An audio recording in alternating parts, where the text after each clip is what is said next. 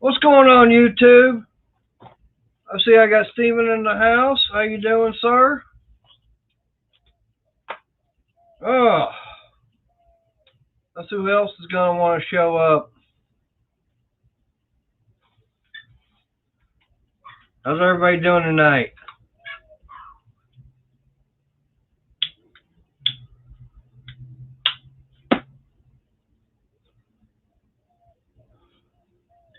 Let's see who all wants to show up.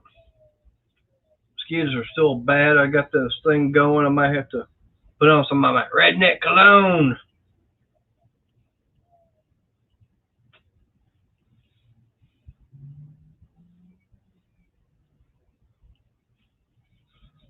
Oh, man, I tell you, it's been a hot day today.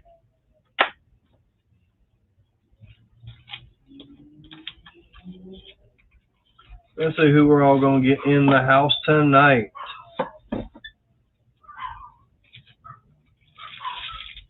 So far, I got nobody.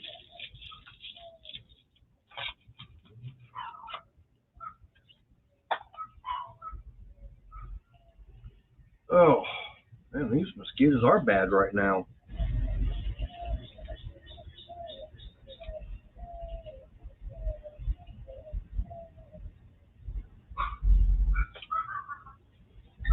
Alright, I gotta put some on.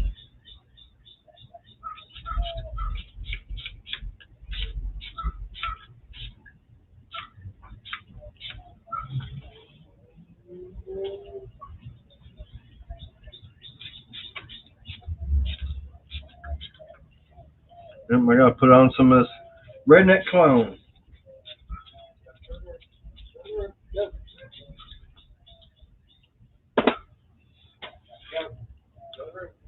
Oh, wow! Can't believe nobody's showing up just yet. Everybody be wanting to be quiet. You blame him? You're noisy. Yeah. Thank you. Should have turned the camera on him. No, I'm not dealing with that. You're live. Yeah. And mosquitoes are bad in here, and I just had to start. Hi, Steven. Oh, that's what he typed in earlier. He didn't say anything yet. Doesn't show I got anybody watching right now. So I'll put the link out there.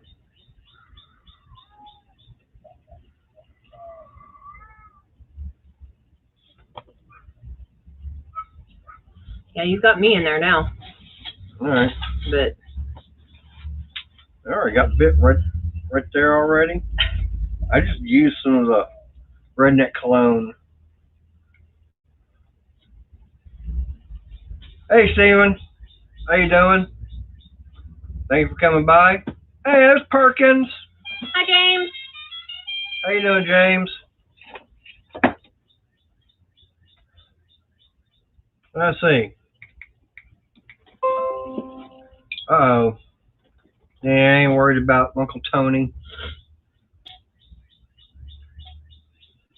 Yes, I actually brought my crochet out here. Can you believe it? I still get a email saying I'm live.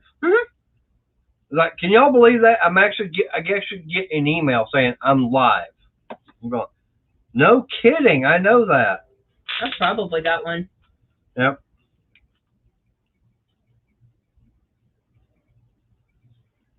Ooh. Oh, Steven's doing good. Yeah, I'm doing good.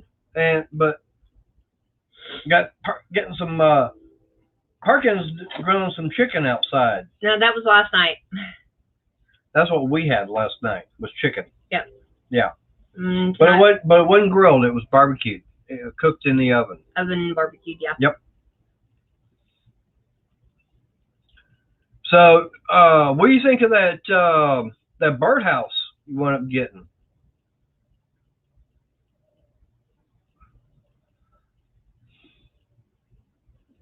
Well, Steven, everything is working.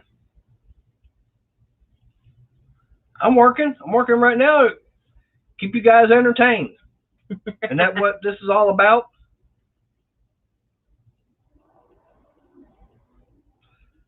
I mean, I got her over here crocheting, so she's working. 2 more rows in this color, and then I go back to red. Yep. Well, you can see the mosquitoes really flying around in here. Stay away from me. Well. Hey, Shaggy. Hey, Shaggy. Uh-oh.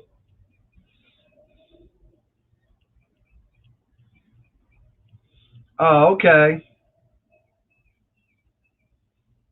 Yeah, Steven says, well, I got the email. I've got my phone over here so I can actually read. Yeah. Do like I used to do when I was in Oklahoma City and he was down here. Yep.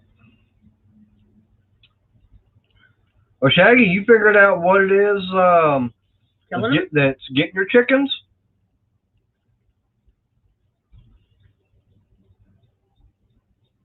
And what kind of boomstick did you get?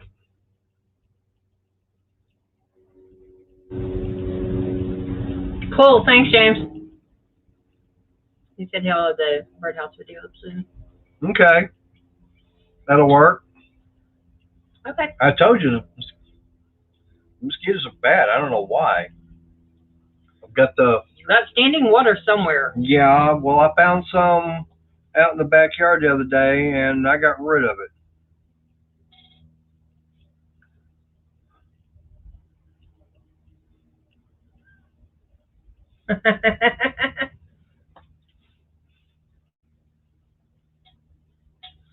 Yep, been there, done that. Hey, Wayne. Hey, Wayne, how you doing? Appreciate you coming by. Hey, Wayne, did you ever do those tests and everything that we were talking about Monday night on that mower to see if that was the problem? Especially pulling the flywheel off to check that keyway. And Shaggy, I'm not sure what the Pump Master 750 is. Is that the scatter gun or is that single?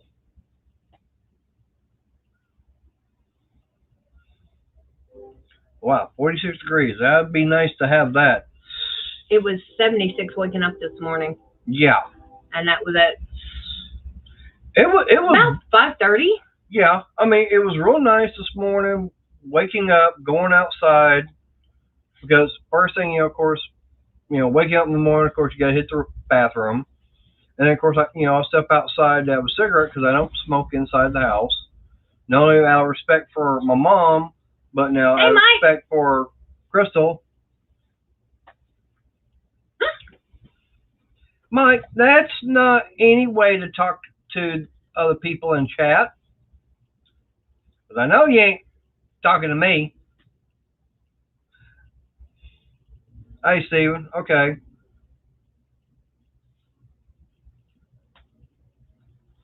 You say he sent me a picture on Messenger.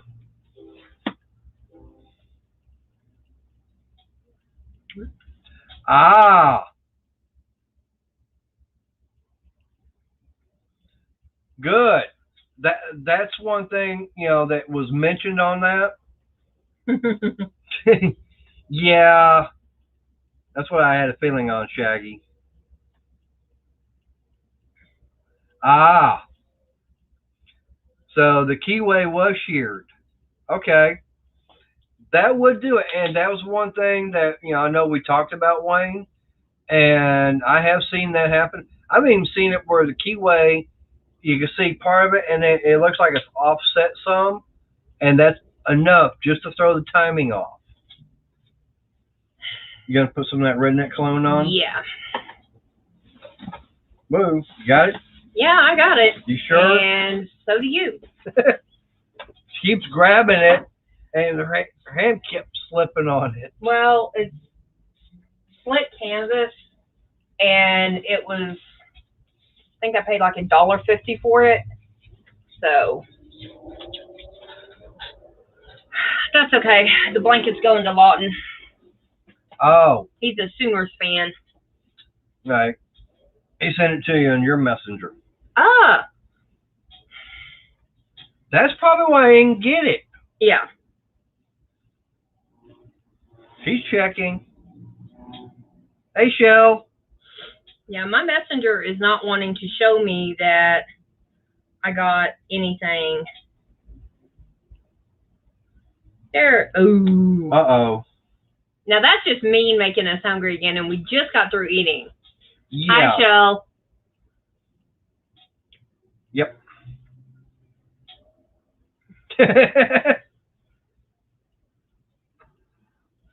Hope you didn't get too wet, Shaggy.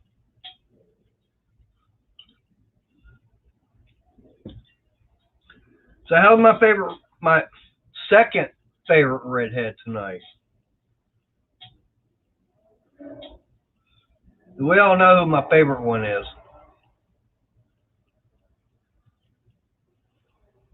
You know who my favorite redhead is. Mm-hmm. Yep. I haven't seen her in, what, 2 weeks? Yeah, about that. Yeah. I replaced her even though I'm a brunette. Yeah, I know. I'm not complaining.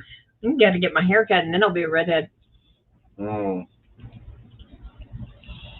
Yeah. But Oh, she said she finally got some sleep. wait a minute, Michelle. You know what sleep is?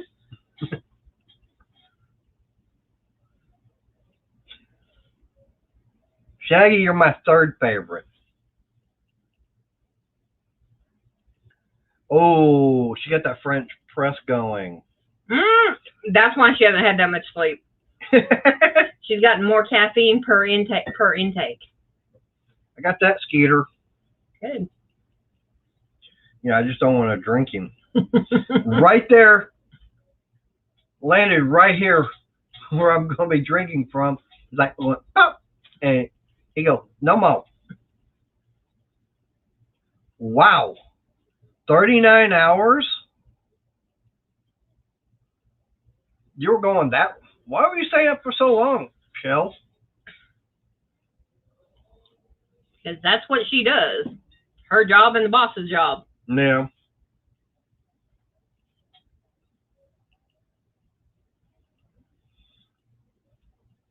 Yeah, Shaggy, I know Crystal's been showing me the pictures you've been putting out there on the Instagram. I know I'm on Instagram now. I haven't posted any pictures. I haven't even been back on it, so I signed up for it. Now she goes, work. Yeah.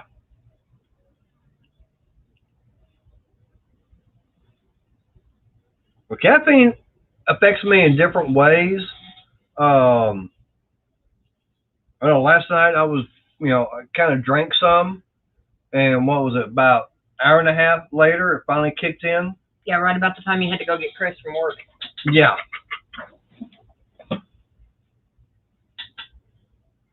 Wow. 2 weeks? Now, there is an energy drink out there called cocaine. I had one mouthful of that, right, literally about a month after it came out. The gas station I was working for refused to sell it because of the name, which I don't blame them. If 14, 15-year-old kid comes up to the counter and they have undercover cops doing a age screen, you don't want the kid asking for that product by name, because if the cop's doing a sting, he may be trying to sell the powder instead of the energy drink. Yep. And I took a drink of that at 3 o'clock in the afternoon, which was the start of my shift. I did not drink anything else but water for 24 hours. And I was sitting there doing this thing. Yep. I threw the rest of it away. That's kind of like that guy that I used to work for Cardinal IG, and it was one of the managers and everything, and I don't understand why, but within 30 minutes, he drank, I think, like 2 Red Bulls. Within 30 minutes, he drank 2 of them. And he was... My old boss at Dollar General, he did not believe me when I told him that Red Bulls would put me to sleep. He found out the hard way because I had to go take a 30-minute nap because he bought me a Red Bull. Yep.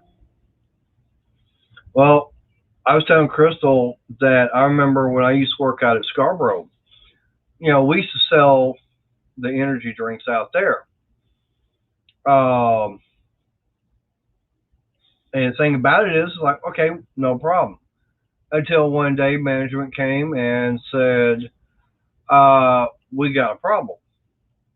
And simple fact is that there was a person who was underage, didn't say where they wound up buying it out there, but that particular person, of course, they didn't say if it was male or female, but they had bought one of the energy drinks. Parents didn't know about it. The teenager had some kind of a seizure. So we were informed that if anybody who looked like they were underage came up and wanted to buy an energy drink, we had to ask for ID. And if they didn't have ID, or if they did, and they were under, I think, should have been 18. No, 21. I think 21 was the age that had to get parents' permission. We had a lot of kids show up wanting to buy it, and they were mad. It's like, hey, we're not the ones making the rules. It's like, hey, if you want it, you got to get your parents' permission. And if they say okay, that's fine. But if you're not over the age, sorry, can't sell it to you. The gas station I was working at, had a 14-year-old kid with mom and dad. They got drinks and everything. The kid went back and got an energy drink. I said, Mom, Dad, is it okay for him to buy this? They said, why are you asking? I said, he's under 16, right? They said, yeah. I said, do you know the side effects of having an energy drink? They said, no. I said, high blood pressure, increased heart rate, and it damages your liver and kidneys. I said, over time, it will do significant damage, which, I'm shocked because I've been drinking energy drinks for about 4 or 5 years now as a daily thing. No, but your system's already messed up to begin with. Yeah. And just earlier in the week before that happened, a 14-year-old boy was playing sports, had an energy drink, and tripped, fell, went into grand mal seizure, and was still unconscious at the time this happened. Oof. So, yeah, no. Yeah. Yeah, let's just say that, yeah, we might have had a lot of very upset kids out there, but it's like... upset kids are alive kids. Yeah, I mean, not a thing that I can do about it. And it's like, sorry, I'm going by what I'm told. You don't like it? Tough. It's called life. Yeah, Shell, we finished dinner right before we came on. Yep. It literally took me 15 minutes. Something like that. Hey! I'll be back. Hey, Dad, give me just a second. All right. Hey, what's up? But yeah, Shaggy, I can, yeah, I agree on that. My energy drink, coffee, or my sodas. That's it. I do not like them. I've tried, I forget which one it was I tried a while back, but this is probably 15, 20 years ago, and it's like, nope, don't like the taste of it. Nope, I don't need it. So, of course, I've grown up, on Coke, Coca-Cola, coffee. So the three things that, give me my energy, besides sugar, which I do eat a lot of that, like I said, it's either coffee, Coca-Cola, or whatever kind of soft drink, or my cigarettes. That's it. I just say that Crystal, I mentioned to her, says, what do you think I would be like as hyper as I am right now if I wanted to drinking an energy drink? She'd go, oh, forget it.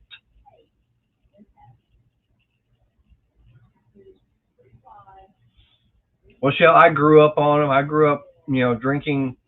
I remember going over to my grandmother's house and her having the little I think it was the 8-ounce glass Coca-Cola bottles with sugar in it.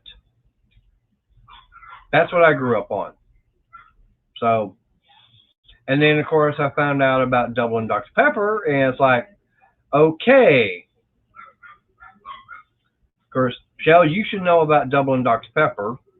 I don't know if anybody else on chat and everything is going to know about it. Uh-oh, someone did something wrong.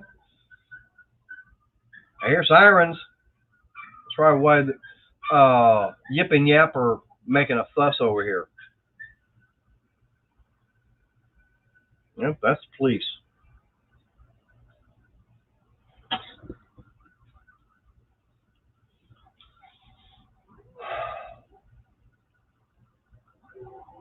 Okay.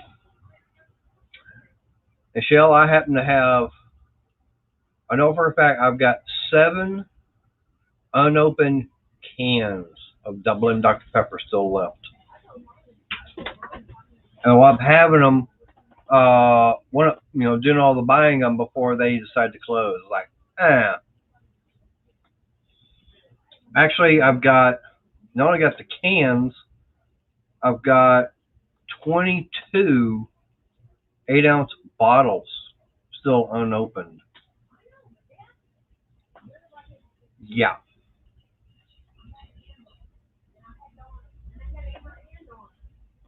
Who wants to come up on panel here with me?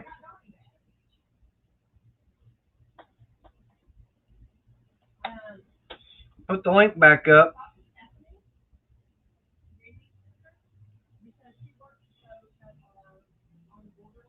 Wayne, you still out there? You want to come up on panel?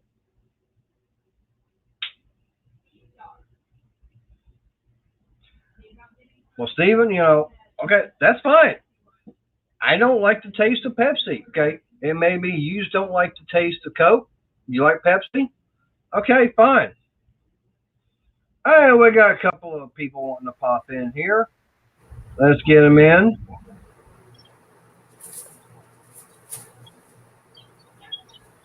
There they are. Now, you see the sign behind me? I don't know if you can read it, but I'll tell you what it says. The one hanging on the wall. Right? Hang on. Here. I'm going to put you on the big. Yeah, I know. Hang on. I'm putting you on put the solo. That way everybody can see you and what it says. Can you read it? Given enough caffeine, coffee. I could rule the world. Yeah, given enough coffee, I could rule the world. Yeah. Oh, yeah. Now, this is my new setup. See all my yarn? Yes. I just flipped the desk around. So I got room. Yep. So I got room. Looks like Wayne's killing off a mountain puke. Hey, had to have something. Well, 16 years ago, I had surgery, and I cannot drink anything carbonated since then. The only thing I miss is root beer. Hires. Hires, I like A&W. Now, that's not quite true. I do miss Werner's Ginger Ale. Because that's a soda that will bite you back. Canadian Dry was really good. Yeah, Canada Dry. Yeah, it's good. But Werner's is more ginger. It actually burns. And you know how as kids you drink it too fast and you would burp it up? It would burn all the way up and burn out your nose. Well, salad. Shell, you'd probably like the. We had some Just that. good root beer. Probably. Right. I would like what? I said, then you would probably like the root beer that Crystal and I got up at the castle. And Sweetie, can you grab one of those bottles we got from the castle, please? I No, said I've never had the please. cock and bull. Now I can drink Coke or Pepsi, but I haven't had it in so long that it's too sweet because I don't Right. drink it. Now the one thing I cannot stand is what Wayne is drinking. I hate Mountain Dew. That's panther piss. Mountain Dew. Hey, Yep. Mountain Dew. But yeah, I mean, It's like now Hornet. what they had up there. But now I tell you what they had up there at the castle up there in Muskogee. That was good, even though it was $10 a bottle. Ooh, that's expensive. Yeah. So I mean, you told them, that's all they sold was root beer. Okay, but it was a non-carbonated root Well, beer. no, I love non-carbonated root beer. The Amish make non-carbonated root beer, and it's really good. Right. Yeah, But it was the bottle. When I was, we were sitting there for the show, the Birds of Prey. I saw this guy sitting over there. I said, where you got that bottle from? Yeah. come on, Mama. You got stoned. Yeah, that's homemade root beer. Yeah, but It's like what the Amish make. But the thing about it is, right, but the way you open it up, it's got the flip top seal. Right. That's what threw That's what threw me off is the fact that it's got the top on here that's the rubber seal, and all you do is push down and it seals it. So I got two of these. That was $20, and then what was it? Another $10 for a refill on both of them. Yeah. Yeah, $10 for a refill on both of them. But hi, Wayne. Hello, Michelle. Hello. Yep. So hello. Now, okay, Wayne. Yeah. So got the flywheel pulled off of there, and you said you found the keyway here. Correct. Yeah, it was sheared, but it must have, when it kicked back, it turned it the opposite way. I'm trying to. I figured it was retarded in timing. Yeah, I'm rustling ducks right now. Stephen, I've had the Boylan root beer. It is good. Come on, guys. But I'm sorry you're a Chevy person. I say that laughing, and I'll just tell you. Well, Stephen said he was. I believe that different people can drive different cars. I'm not a big fan of Chevys, but it has nothing to do with Chevys. I just have bad luck with Chevys. But I can drive a Dodge forever and a Ford forever. But my dad couldn't drive a Ford to save his life, and he could drive a Dodge and a Chevy. But it's the way you drive. Yep. Well, it's just like, right. It's like me, I used to belong to the Dallas Mopar Club. And every year, of course, we had a Christmas party. And I had a little banner made up and everything. And it had the bow tie on one side and a blue oval on the other. And right below that it said handicap parking. Oh, that's bad. That's bad. And you see what I deal with. Yeah. All right. So, Wayne, okay, so you got the keyway changed out on it, got the flywheel put back on. So, how's that engine running now? Perfect. Just like it should. Cool. Good. I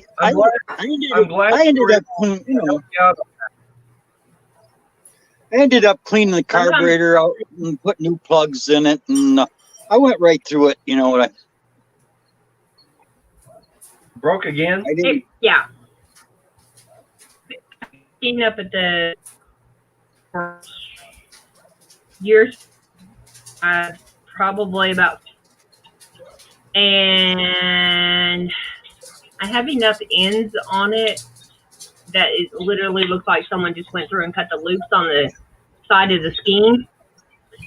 And I've a ball this big around with pieces that are probably about 3 foot long. Ooh. Yeah. Well, it'll go into a scrap blanket. Nope. Yeah, I make a 5x5. So did y'all see that? Go ahead, Shell. It's just Crystal. I make 5x5 granny squares with all my scraps, and I'll eventually have a blanket. Yeah. Oh, that reminds me. The one way up north. Do you know if she has done the giveaway for that gray blanket yet? No idea. I have not watched her since I blocked her. Ah, okay. So I have no idea if she I was did going to or ask. not. Yeah. I was just curious if anybody watched the video I put out. Yesterday? Yeah. Yeah. The one I put out yesterday dealing with the.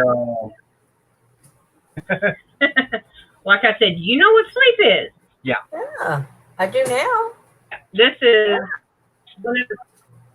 one of the scraps. This is what it's done. Huh.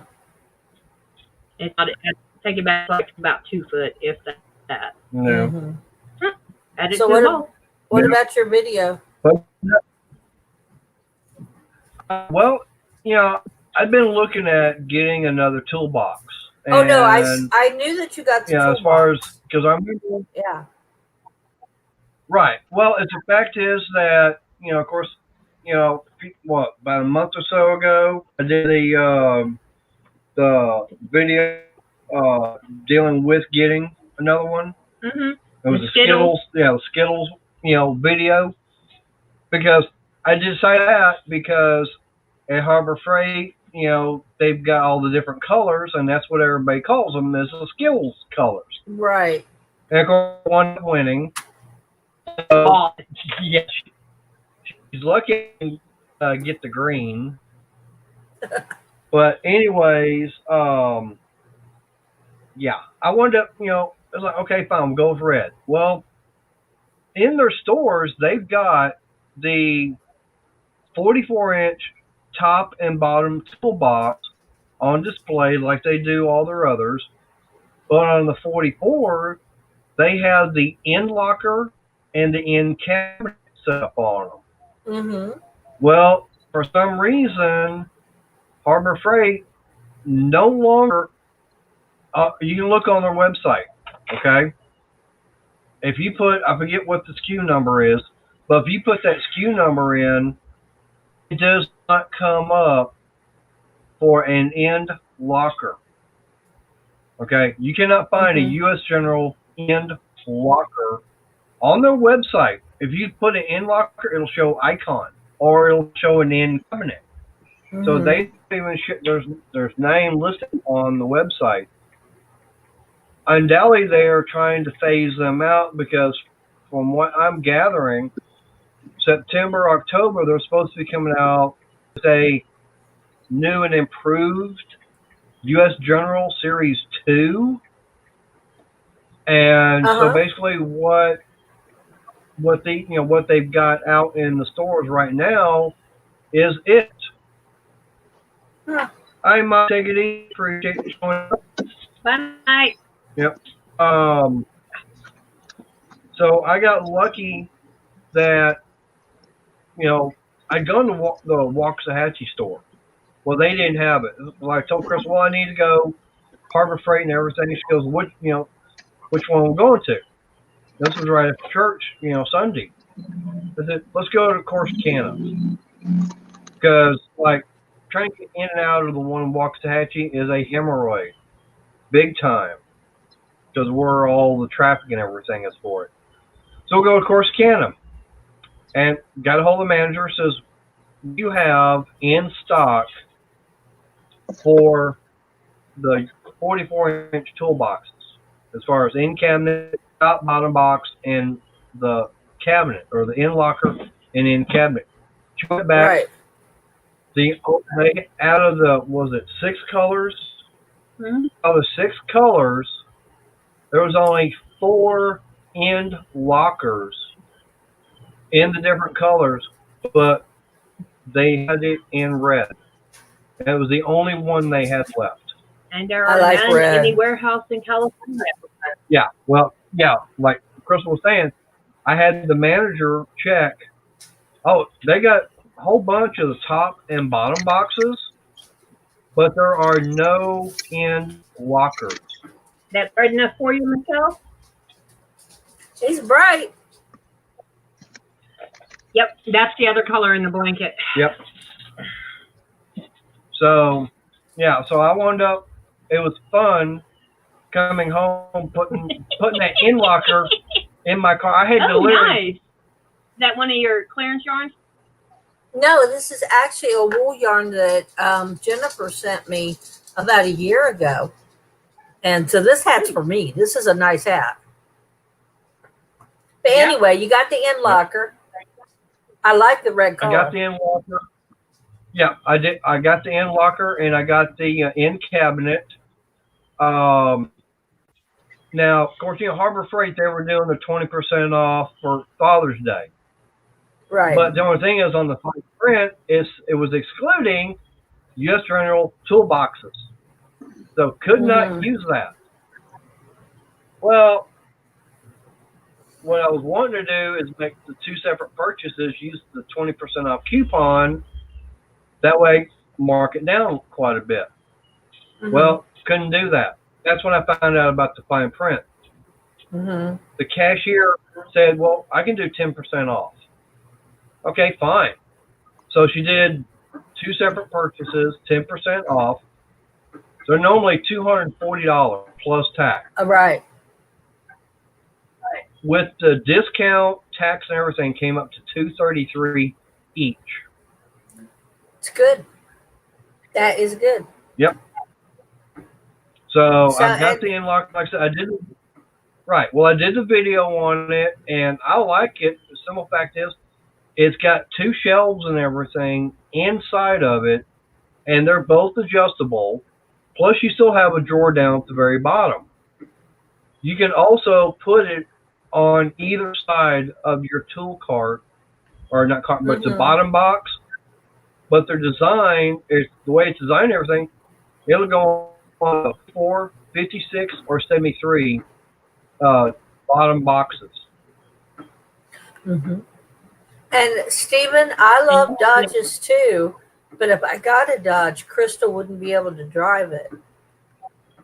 Nope. Mater might want to, though. Not yet. Yeah? I'd be able to drive it. I'd have no problem. I get a Dodge like Challenger. Well, I get a Dodge Challenger Hellcat wide body with a 6-speed. Yep. 707 horsepower. Michelle, he will not let me drive the Caliber with him as a passenger. Why? Nope. I don't know. He's never bothered to explain it to me. Would you let me drive your? Would you let me drive your Caliber with you as a passenger? Give me a couple of Valium. I have never ever had a traffic accident. There's always a first. Yeah, there always is. Especially if you drive to Dallas or Fort Worth. I hate Dallas. Well, I used to drive in Dallas and Fort Worth every day. I drove the Didn't you Jersey just Turnpike love every day. the how much time did you spend on LBJ or Central? I avoided LBJ like the plague. If I could get there another way, I was going another way. What about Stemmons? Hate Stemmons too. Yeah. Airport that's Freeway why, was fun. Oh, 183? Oh. 180, Was that yeah. before or after they started doing all the road work, During. which they still haven't completed yet? They're not going to be done during? until half. Yeah, they're not going to be done until halfway through the millennium. Yeah. And then they're going to have to go back and repair everything. Yep. Mm-hmm. Well, that's okay. The Watterson in Louisville, 264, when they built it, they decided we're going to move it. So they built the new bridges and the new ramps. And when they went to put the road in, they sank. They had to move it back because it was too heavy for the road, for the bed. Have you ever gone down 287 through Midlothian? Yes, once. Okay. You know how going through there on the south side, you got that traffic light? Mm-hmm. No longer. They're building they got a bridge going up and over. Mm. They did that here. We've got a couple places where they got a bridge going up and over. Yeah. But I do know that where 287 and 360 meet, they actually have a bridge there to bypass all of it. Thank you. What do you? Now, you know, I used to drive down. Tacos. Yeah. Well, I used to drive down 121 every day. Yeah, every day. Watch the planes come in right over your head. It wasn't until after I moved back that I heard about the plane crash where the tire hit the car, or the engine hit the car and killed the driver on 121. And I'm like, oh yeah. It was a microburst rainstorm, and they lost power, and they crashed into one of the water towers. Not the buildings, they crashed in one of the water towers. But when they went over 121, because you know that fence is right there, the engine hit a car, totally destroyed the car, killed the driver who just got off at work at the airport, and then tore the fence off down. Ooh. And that happened right before we moved there, but I didn't find out about it until after. Hey, Mason. Hey, Mason. How you doing? Hi, Mason. Yeah, I don't mind watching videos of plane crashes because plane crashes don't happen that often. Right. What you doing, Wayne? You still awake? Did you get all your ducks? We got you that board. I'm listening. Wayne, are all your ducks in a row now? Yeah, I've got about we've got about 60 some ducks. Mm-hmm. Anyways, they decided to go to the road. Yeah. And so I had to, and they range from, there's like 4 females in there. Uh-huh. And they range from little tiny fur balls to ones that are starting to get their bigger wings, but they're not, fully feathered. They're just kind of like fur, fuzz on them yet. Right. So, anyways, trying to keep them away from the roads. A pain in the butt. It's so fun. It's like herding my robotics kids. It's like herding cats. Doesn't happen, But Mason hasn't been doing much. Huh? We enjoy our ducks because it keeps down the mosquitoes. Oh yeah, definitely. But what'd you say, Crystal? Okay, I'm just showing you how. Yeah, well, you were cutting out, honey. So. Yeah, you're choppy tonight. Yeah. Well, see, I'm using Mater in the backdrop, and it's not working. Yeah. I see that. Yeah. Yeah, but poor Mater. You're gonna put him on Mater for some hair extensions? So I found my I finally unpacked we've only lived here 7 months. I finally unpacked the box and found my robotics hats. Oh, nice. Well, there's And that how long one. was that? But this 7 months. But this one I love because we were in an office with the scouting, and we called it the Scout Cave. What happens in the Scout Cave stays in the Scout Cave. Yep. Because you know, hey, if Mason, the kids, Chris and I just watched that movie last night. but that's if the kids had issues, I know. they would come talk to me because I wouldn't tell anybody, including their parents, what we talked about. You know, that's part of being a mentor. You don't have to tell everything the kid tells you. Now, if they were in trouble or I thought something was going to, you know, detrimental was going to happen, yeah, I would talk. But sometimes kids just need somebody to listen to them. Yep. Well, I hate being the bearer of bad news, but we got a troublemaker in the house. We've always had troublemakers in the house. I'm right here. Hi, Boo. Oh no, it's that Cajun dude. But you know what?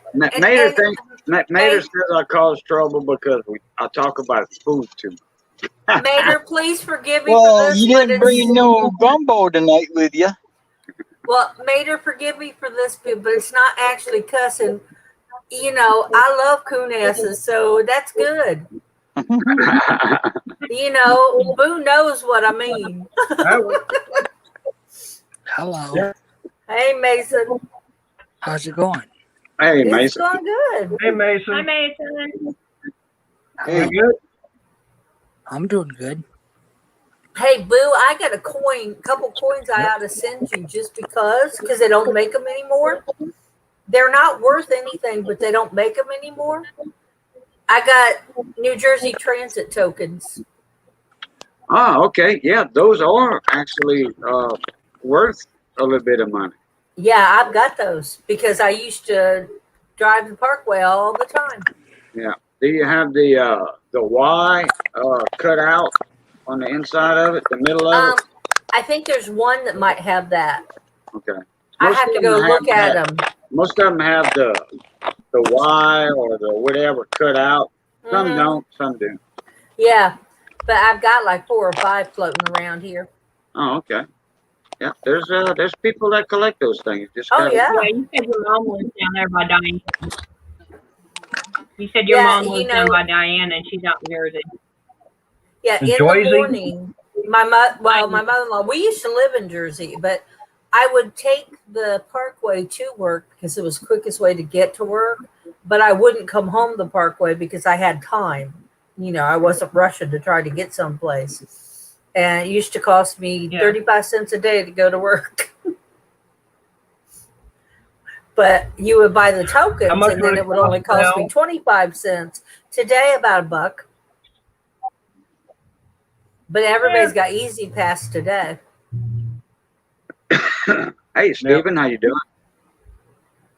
So what's up today, Boo? Nothing. Stayed up late last night with Mater on my live stream. I had there's 4 or 5 of us on there. Cool. Talking about coins, I guess. Well, I was snoring last night, so I don't know what happened any place. I was exhausted. Yeah. Yeah, it's the fact is that, you know, Monday, I'd asked, you know, Boo about a quarter I'd gotten. Yeah, I remember that. Right. And last night he wound up going live. And, of course, this was what, about 10 o'clock? Yeah. About 10 o'clock. And it's like, okay. It's like, okay. And so I got on there. And he sent me the link to get up on panel. I was having problems with my phone, but I managed to be able to do it with the laptop finally. Cool. And what was that lady's name from the Q&A? Paula. Paula Bloom. Mm-hmm. Okay. But she was looking at the quarter and everything, but you know, saying that basically everything I'm looking at on it is all post-mint. damage. Uh huh. Yeah, give me a sec. Mason's phone went kaploonk. Yeah, He's hiding in chat. that's fine. As long as you're here, Mason, I don't have a problem with that. But yeah, Boo. Like I said, like I was telling her last night. To me, okay, it's not a mint error coin. Kind of like what I was, hoping for. I know it's got damage to it, but to me, like I said, it's unique. I know it's worth what, 25 cents. Yeah. Okay, to me, it's, as they say, it's priceless. Yeah. Right. And like I said, I brought in about $10 worth of 50 he hasn't even looked at yet. I'm not going to tell him where I've got the jar hid. Mater. Mater. At least it's pretty. Yeah, I got a cut. 4. 2 Yeah, sugar. 4, 4, 4. 4, 4, 4. Yeah, if I could get it through the screen, I would, guys. This is good coffee. Mm. So what kind of coffee are you using with it? Stuff I ground. Colombian Supreme. Fancy Right. stuff. You trying to I have flex later. it's Colombian Supreme, just regular Colombian Supreme coffee. I have a friend who is a real estate agent who's from Colombia, and he will send me beans straight from Colombia. Wow. He's in California. Yeah. Then you grind them yourself, and all Then that fresh aroma hits you in the face. Yes. Yeah, one of my other real estate agents he's a part-time real estate agent, full-time pilot, and his captain, he's a co-pilot. His captain owns a Kona plantation in Hawaii, and he sends me coffee too. What kind of plantation? Kona coffee. Oh, okay. Kona. Yeah, Kona. What you need to do, Shell, is I guess I need to give you my address. That way you can send a donation down here. Yeah, you're supposed to say my address is. Yeah. But I'm going to tell you right now, do not buy Starbucks coffee. Starbucks buys inferior beans and roasts them to the point of burning them to kind of mask that smell. People don't go to Starbucks for the coffee. They go because they want to say they went to Starbucks. Starbucks has crap coffee. Never been there. Don't think I ever will. Nope, it's crap coffee. I've been there. I've been there, and there's one main reason why I don't go to Starbucks. They don't like cops or veterans and either, and that's another reason. It's too damn much money. They don't like cops in there? They do not like cops. They don't like veterans. Starbucks is any place that does not like police in it can not get my business. Yep. And if you won't serve a veteran, then definitely you're not going to get my business. Well, I'll tell you what, if you want to support... Yeah, go ahead. Hey, to me, I'll play this. If Starbucks wants to be like that, I'd be going, read between the lines. Yep. If you want to support, hey, Breezy, if you want to support veterans, order coffee from Black Rifle Coffee Company. And if you want to support police, order from the Police Coffee Company. Yep. Oh, hey, Breezy, want to let you know that Wayne checked, and that keyway was sheared. So because of the comments that you made and everything, he checked on it, and the timing was off because of all that. Put a new keyway in there, everything's running fine. A new key. Yeah. Yep. That's what I was talking about. And I didn't even see his comment, but that's why I asked him. I says, have you took the flywheel off? And he says, no, I haven't, because the mower wasn't at his house. So I says, well, a partially sheared key we'll do that. Brandon agreed, and then that's when I seen And his so did comment. all three of you got it. Right. Like I said, Breezy wound up making a comment on that. It's like, yeah, I have seen that before, where it's not totally sure, but you can see it being offset some, and that's what's throwing it off. Yeah. Yep.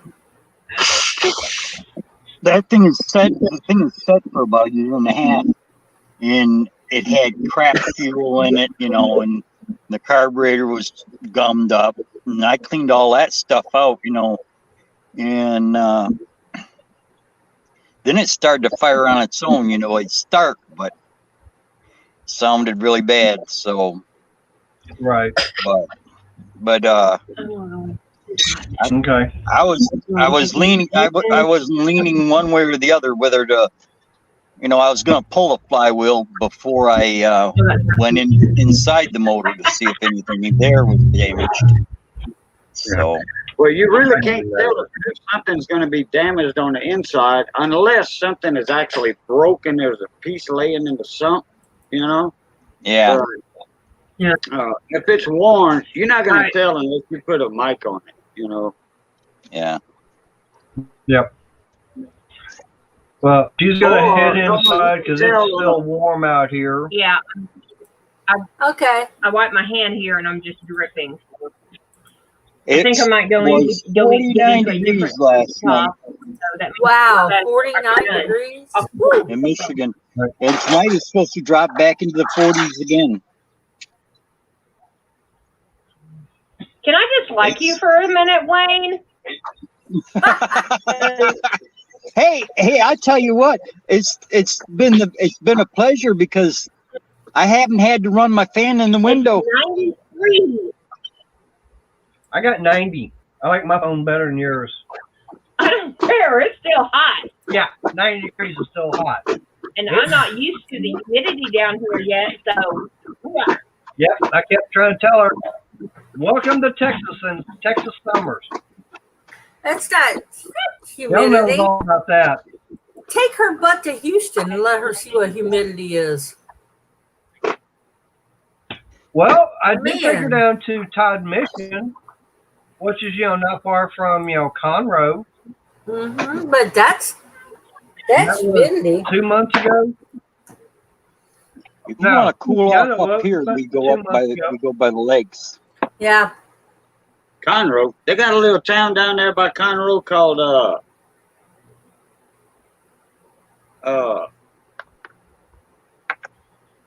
Shooting Tar. Oh wait. Shooting Tar. Shooting. Yeah, a buddy of mine, he's on the city council over there. I forgot the name of it now. Well, talking about humidity, Shell, hey, what would be worse would be trying to go to Galveston. Oh, I know. Yes. I would have to agree. Oh, I remember now. Yep. Cut and shoot.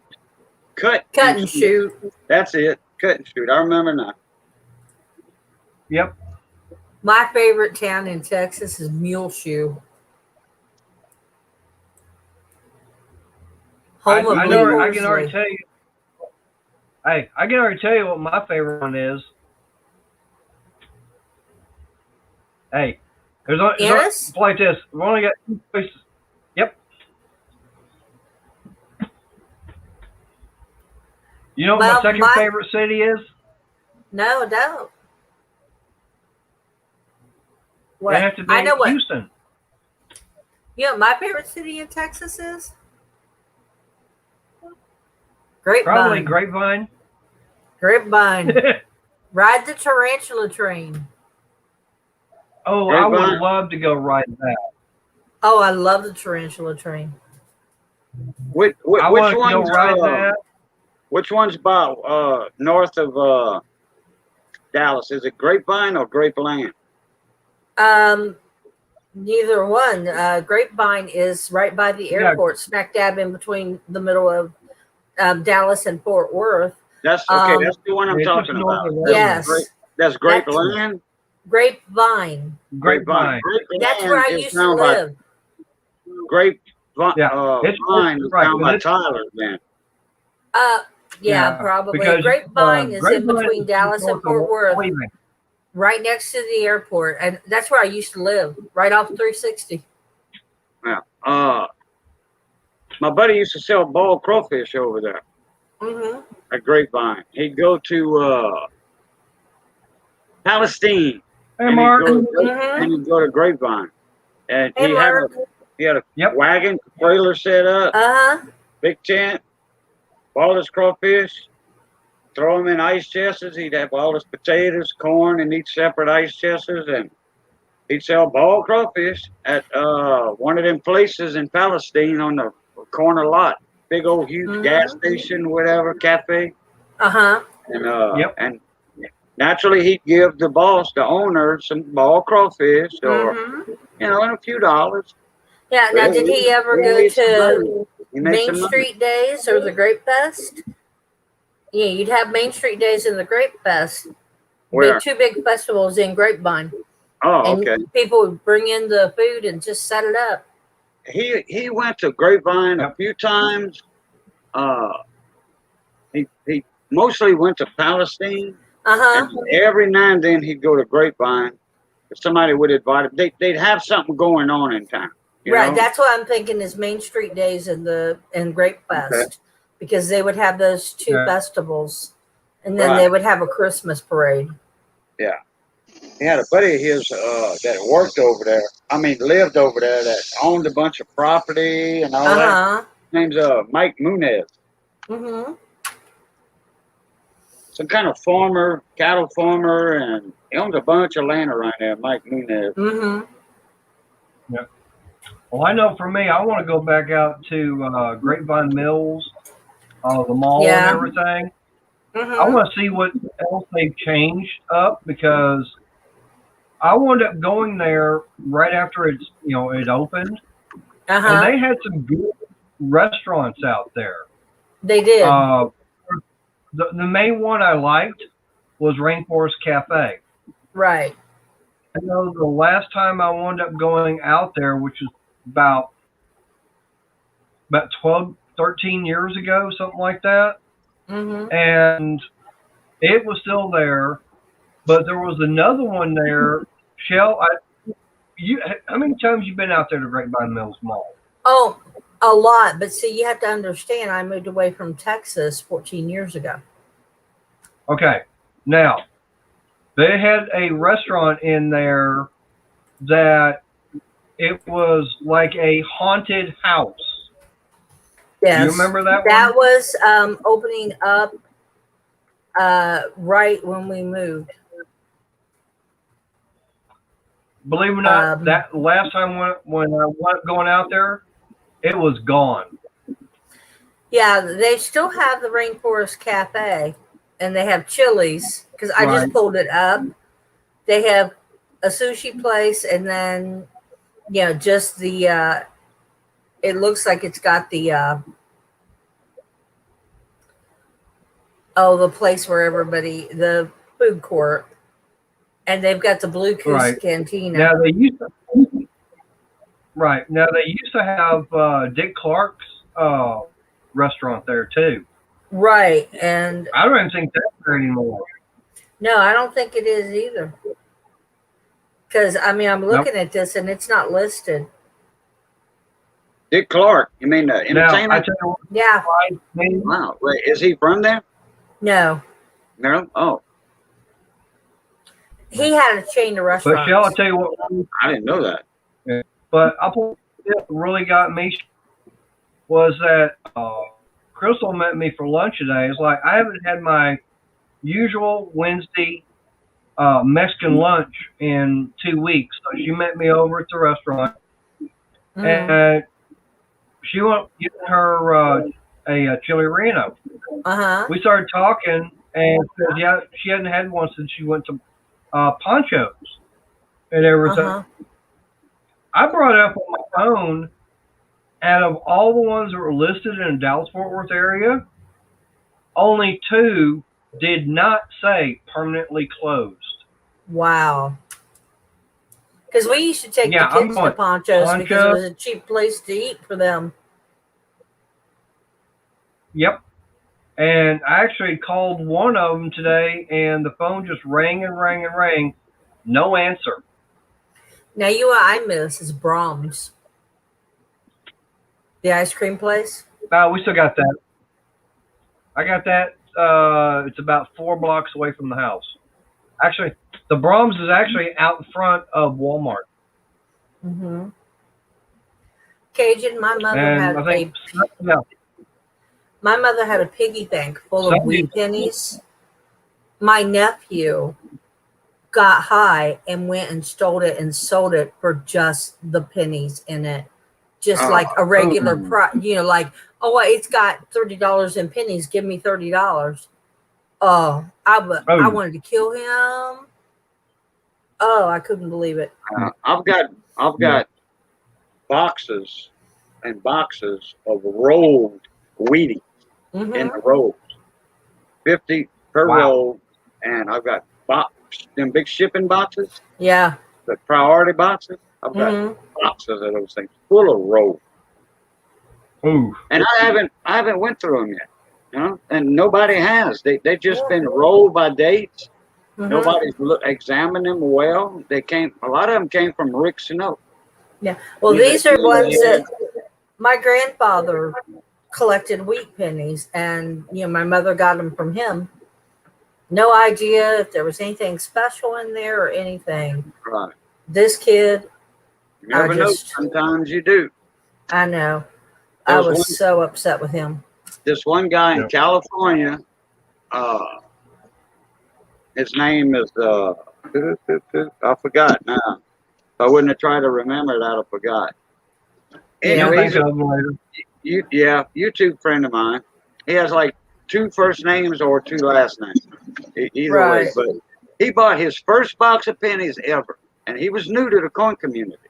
First box ever. I forget how many rolls he was in on it. There was a circulated box, just regular from the bank, but it was circulated. They wasn't all brand new that year.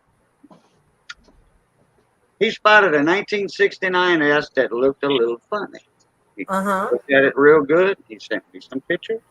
He sent Big and Dave some pictures. I says, son, you got a 1969 S type 2. And you got some money right there. And that thing is either in AU condition or MS. It came out as MS63 or MS64, uncirculated.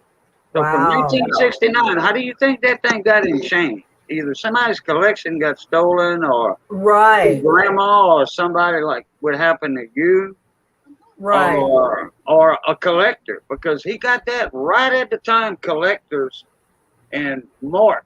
He got it in March, and they asked all the collectors to put coins in change, you know, rare coins if you can afford it, rare coins. So, but like you're looking at like 20 grand though.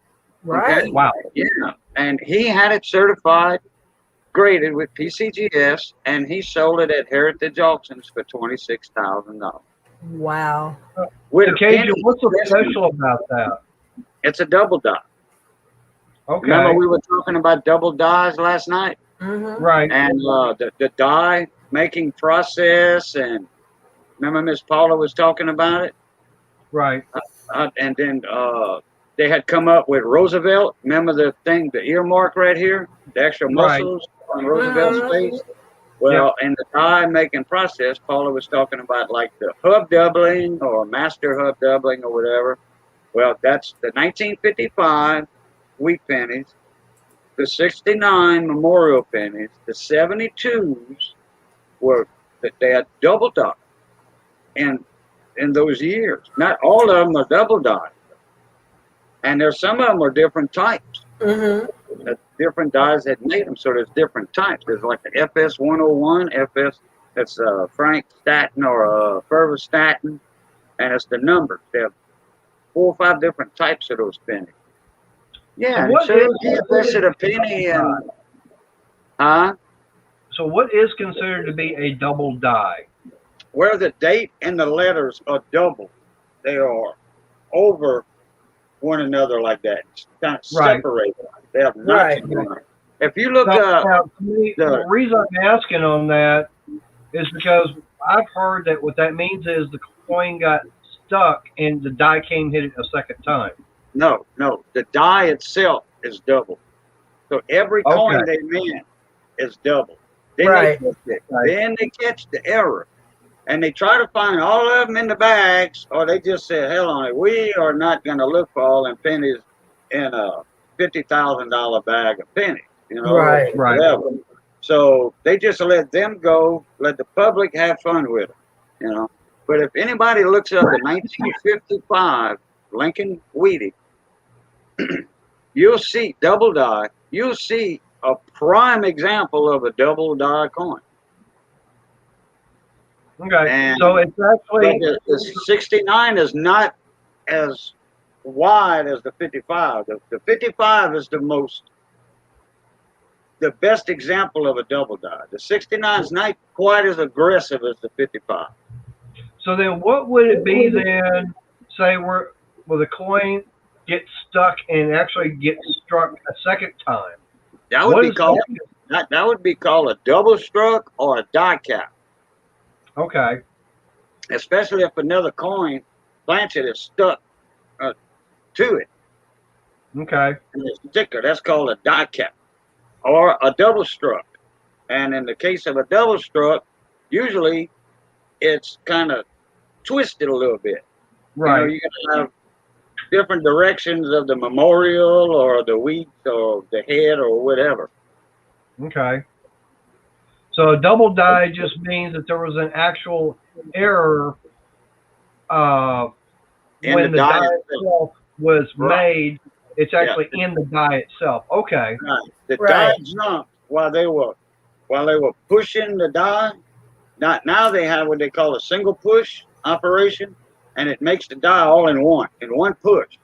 Back then there was a double or triple push, and the die rotated and just a hair, you know, like a millimeter, and boom, and it engraved on it impressed on the die a separate set of letters and dates, and it just depends on if it's a 3 o'clock rotation or 9 o'clock or what, you know. Okay. Because that's something, you know, I've always been curious about. I haven't gotten, you know, as far as explaining to me, because what I was thinking was that meant that the die actually struck it twice. Yeah, I don't know. Were you there for when they were showing that Roosevelt die? Yeah, I was. Okay.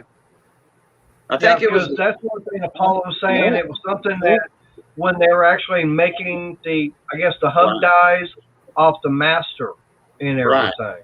Okay, yeah, you were there. Yep. Shell, I seen you doing this a while ago. I seen you doing this with some. I thought you was crocheting. Missy making a hat. Missy does that all day, every day sometimes. Well, see, you see this behind me? It's all yarn. Missy's got totes of skeins like that. Well, I just went to Hobby Lobby's clearance sales. I got $600 worth of yarn for $150. Wow. It's 75% off. Now, in the I'm mad at you now, Shell. Once a year, Hobby Lobby has a clearance on all this stuff. And the coin collectors, they wait on it because they got like 80% off of coin supplies. Right. Holders and all that.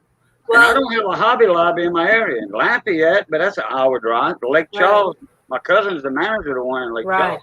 Well, they're doing the yarn and some of the home decor right now, 75% off. And I got to go this week to see if they got their cotton yarn and their hand dyes because everything else was marked down, but that. And it'll take them like 3 weeks. Don't make me mute you, Shell, because you know who's listening. Oh, she already knows. She watched our live when I showed my yarn. I know. Man, you get $600 a yarn for $150. 75% off. Hey, Breeze, did you see the video I did yesterday then? Because I did the video on them.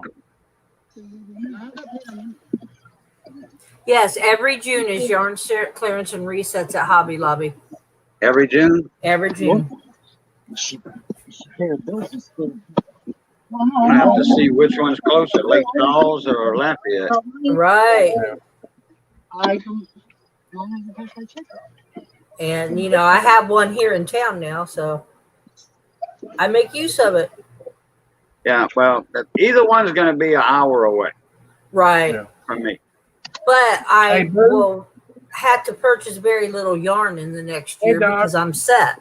The only Yeah. thing, if they don't get their cotton on sale, the only thing I'll have to buy is cotton because I make dishcloths and dish towels because I prefer them. Missy makes those. She doesn't make the towel itself. She makes she The crochets ties. like what hangs on a. Yeah, oven and you put a door. button on it and Yeah. yeah, right. Yeah. And you just sew the dish towel onto it. Right. Right. Well, I actually make dishcloths and I buy the scrubby yarn and make scrubbies with it. Okay. And I prefer them because they clean better.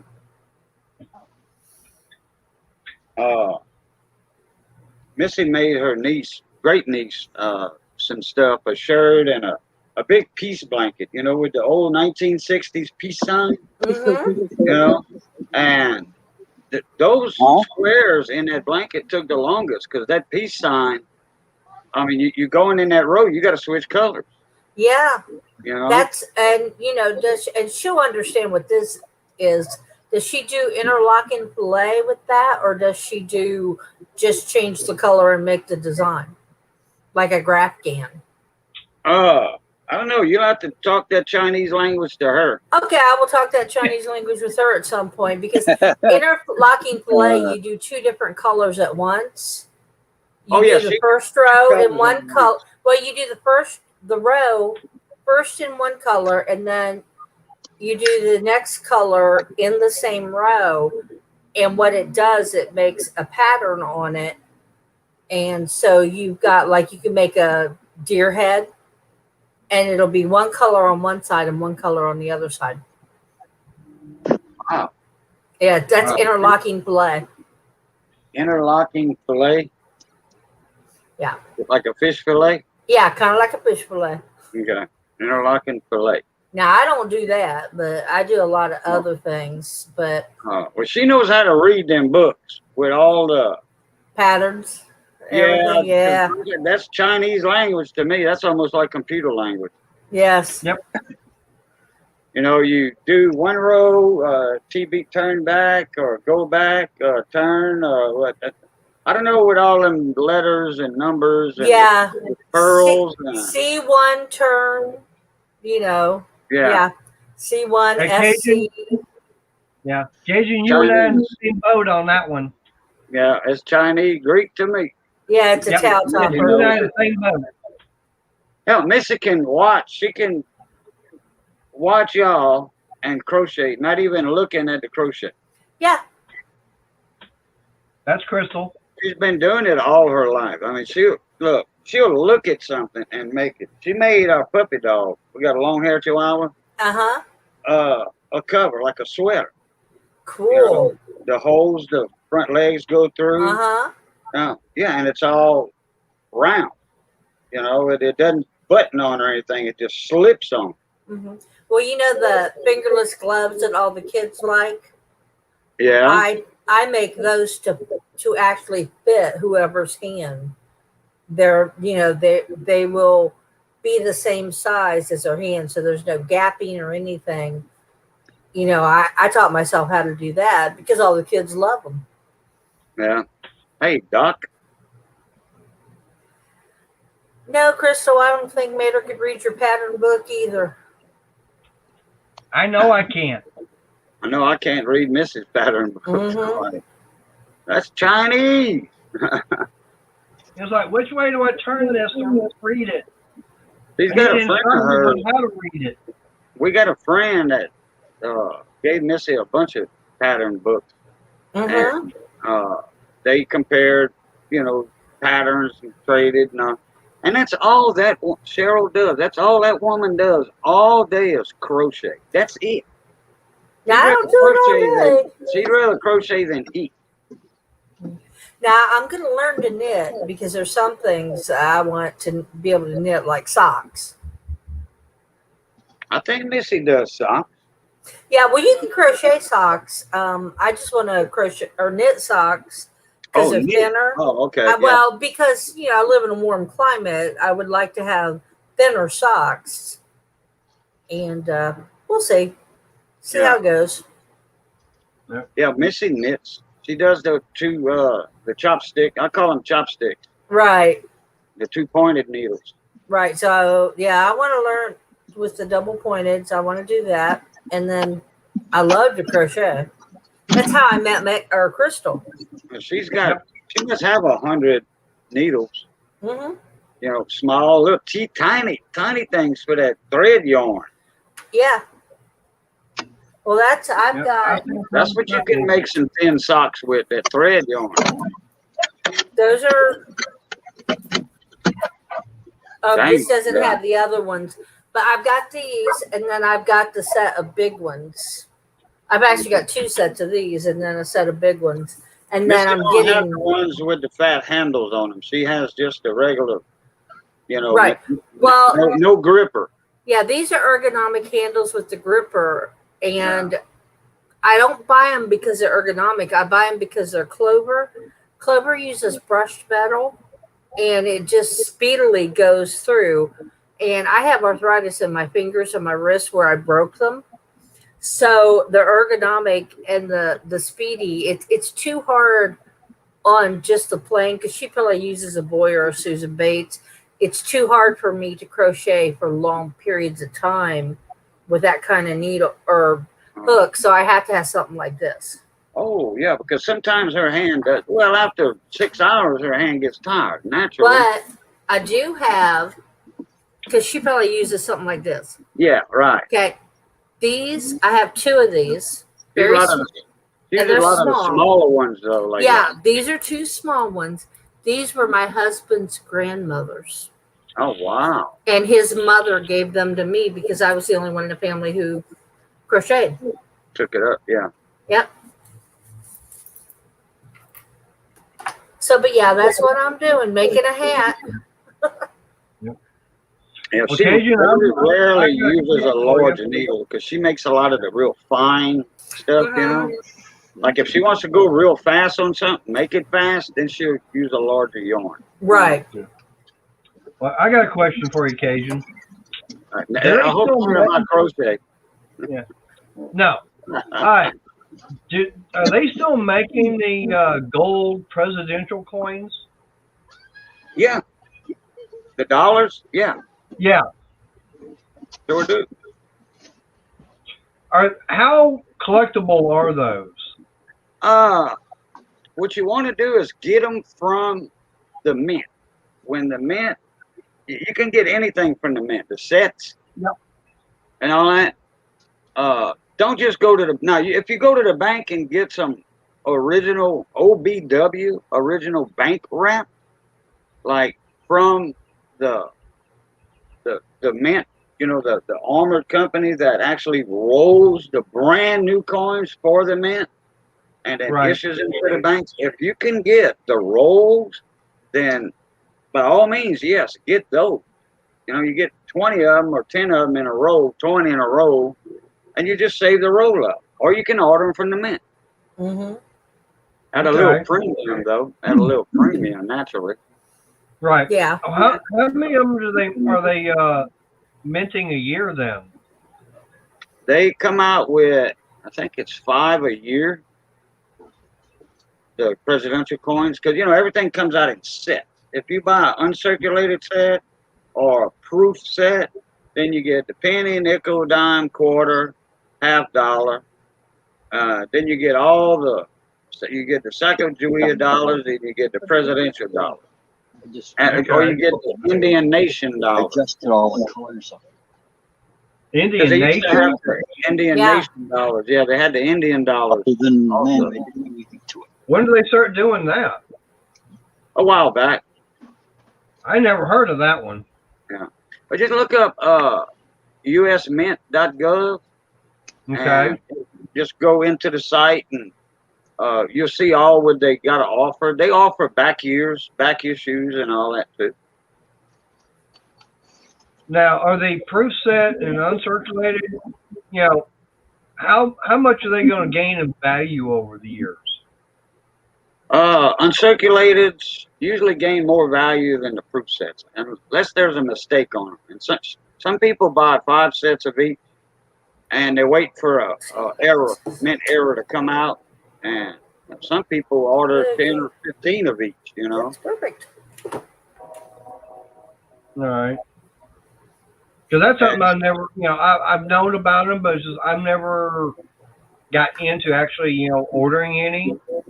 I know for a while, I know you're probably going to laugh, but for a while I was actually starting to get some coins through Publishers Clearinghouse. And man, they would send them to me in the nice plastic containers and everything. And one of the coins I actually got was supposed to be the first penny ever minted in the United States. And the thing is probably about the size of a $50. Uh-huh. But it was supposed to be out of New York. And it's from back, this was supposed to be before an actual U.S. penny. Before the mint actually existed. It was Correct. colonial. As far as actually making an actual penny. Then it had to be colonial money. Now, was it an original penny or is it a copy? I'm not sure because it's still in a sealed clamshell style, the hard plastic case with the printing and everything around it. And right now it'd be difficult for me to be able to go and get that one because where it's at. But I know it's very difficult to read, as far as what's on it because it's definitely well worn. But I do know I was getting like Indian nickels from them. I was getting Liberty Head dimes from different years. Yeah, you was paying a little bit too much though. I think I was paying probably about maybe $10 for one complete set.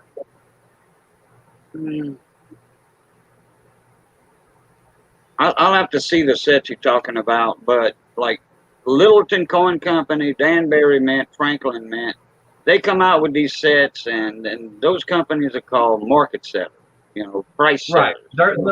Right. They always way more expensive. They're not, right, because the ones at Danbury and all those, they're not legal tender per se. No. Right. But they're not. They're a non-monetary. But they do. Danbury Mint, Franklin Mint do sell like the Morgan dollars. They'll build this nice case, or have the Chinese build them for them.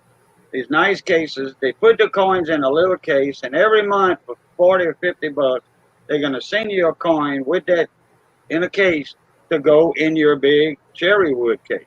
Okay. Right. Oh yeah. But you're spending $40, $50 on a $20 Morgan. Right. Well, Morgan dollars right now, they worth $28 just for the weight, just for the silver weight. Right. So, so you're looking at $30. So if you can still get them from the mint at $30 or whatever, then you actually coming out a little ahead because sometimes you're going to get some nicer coin. But you can get graded specimens that are graded by PCGS for $40 and $50. Now, what's the difference between PCGS and was it NGC? NGC. So, what's the difference between those two different owners? Companies? Two different owners. But NGC which one is? But PCGS my question is, I know best. NGC, is seems to be the most common and sought after. So, Right, because they are a little. Some people say they are more lax on grading their coins. They'll give a higher grade, they think, than PCGS will. Because a lot of people are disappointed with PCGS, professional coin grading services, than national grading services, national coin grader. They both respect it. And then they have the third most respected is Annex, ANACS, Annex. So, Okay. and Annex is the cheapest one to go with. You don't have to be a member, pay a year membership, and then pay a grading fee, and and then you got to add this and then add that. They do have some extra little fees if you want it faster or what have you. Well, explain. And if you want to designate it, it's an extra fee. Well, now let me ask you this: how much? So, say I find a coin, and I want to have it graded. How much is something like that going to cost? Through PCGS, without having a membership, letting a coin dealer do it for you, about $60, $65. Okay. So that coin better be worth about $75 before you even attempt to grade it. And the coin dealer will look at it. No, this ain't worth it. Save your money.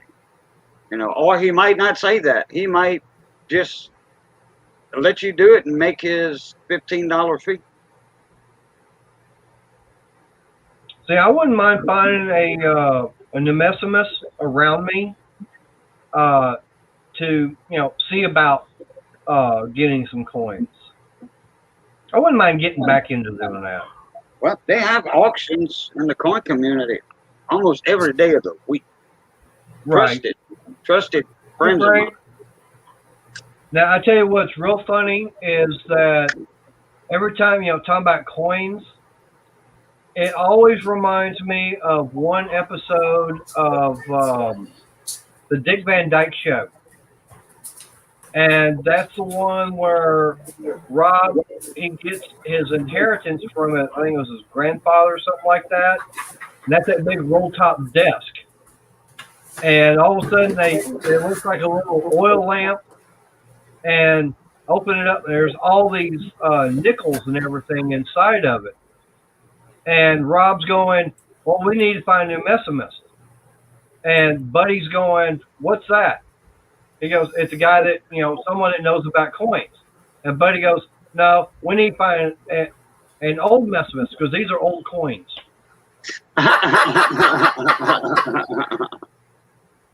Yeah, they got a kick out of that one.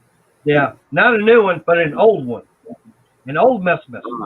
Right. Because we have the older coins, the old ones, the old numismatists know more about them. Yeah, right. Exactly.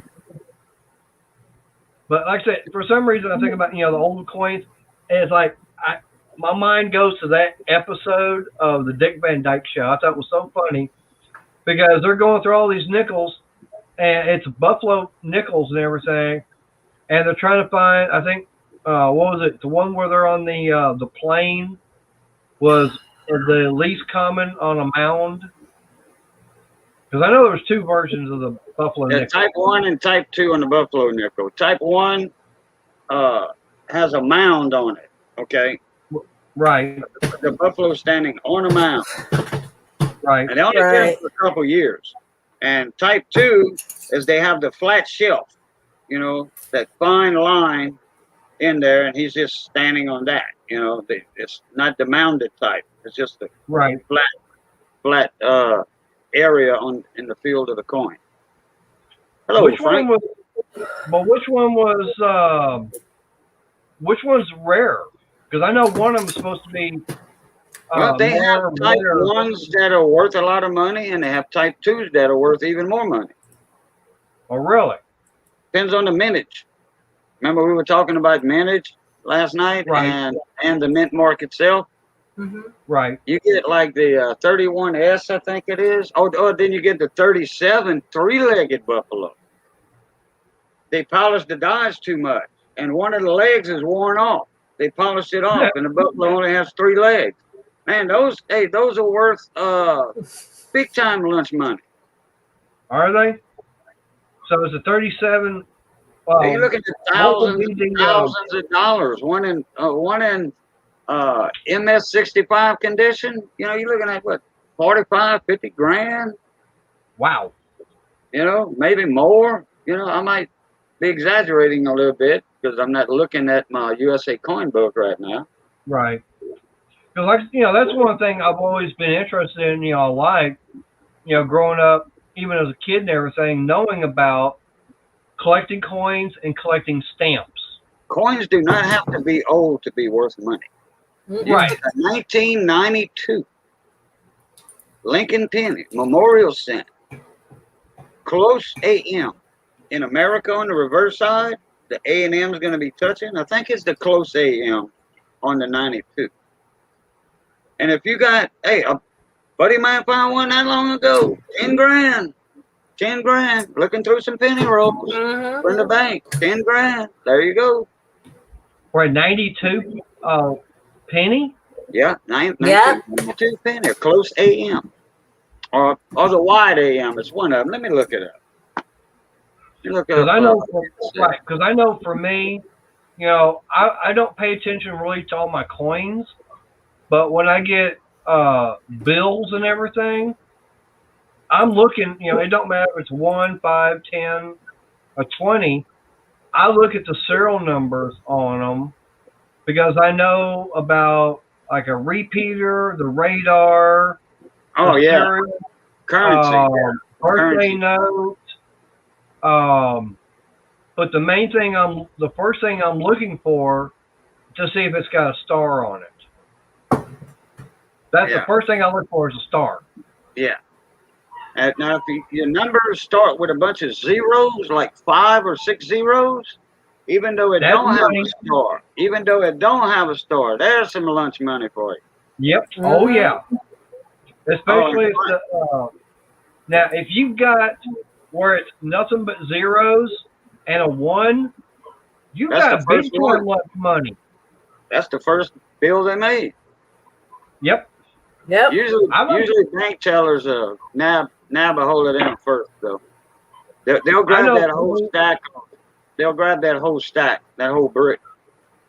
Now another thing I like finding are sequential bills. Yeah. Well, if you get a brick, if you get a strap or a brick, a brand new money, all of them gonna be sequential. Yep. One behind the other.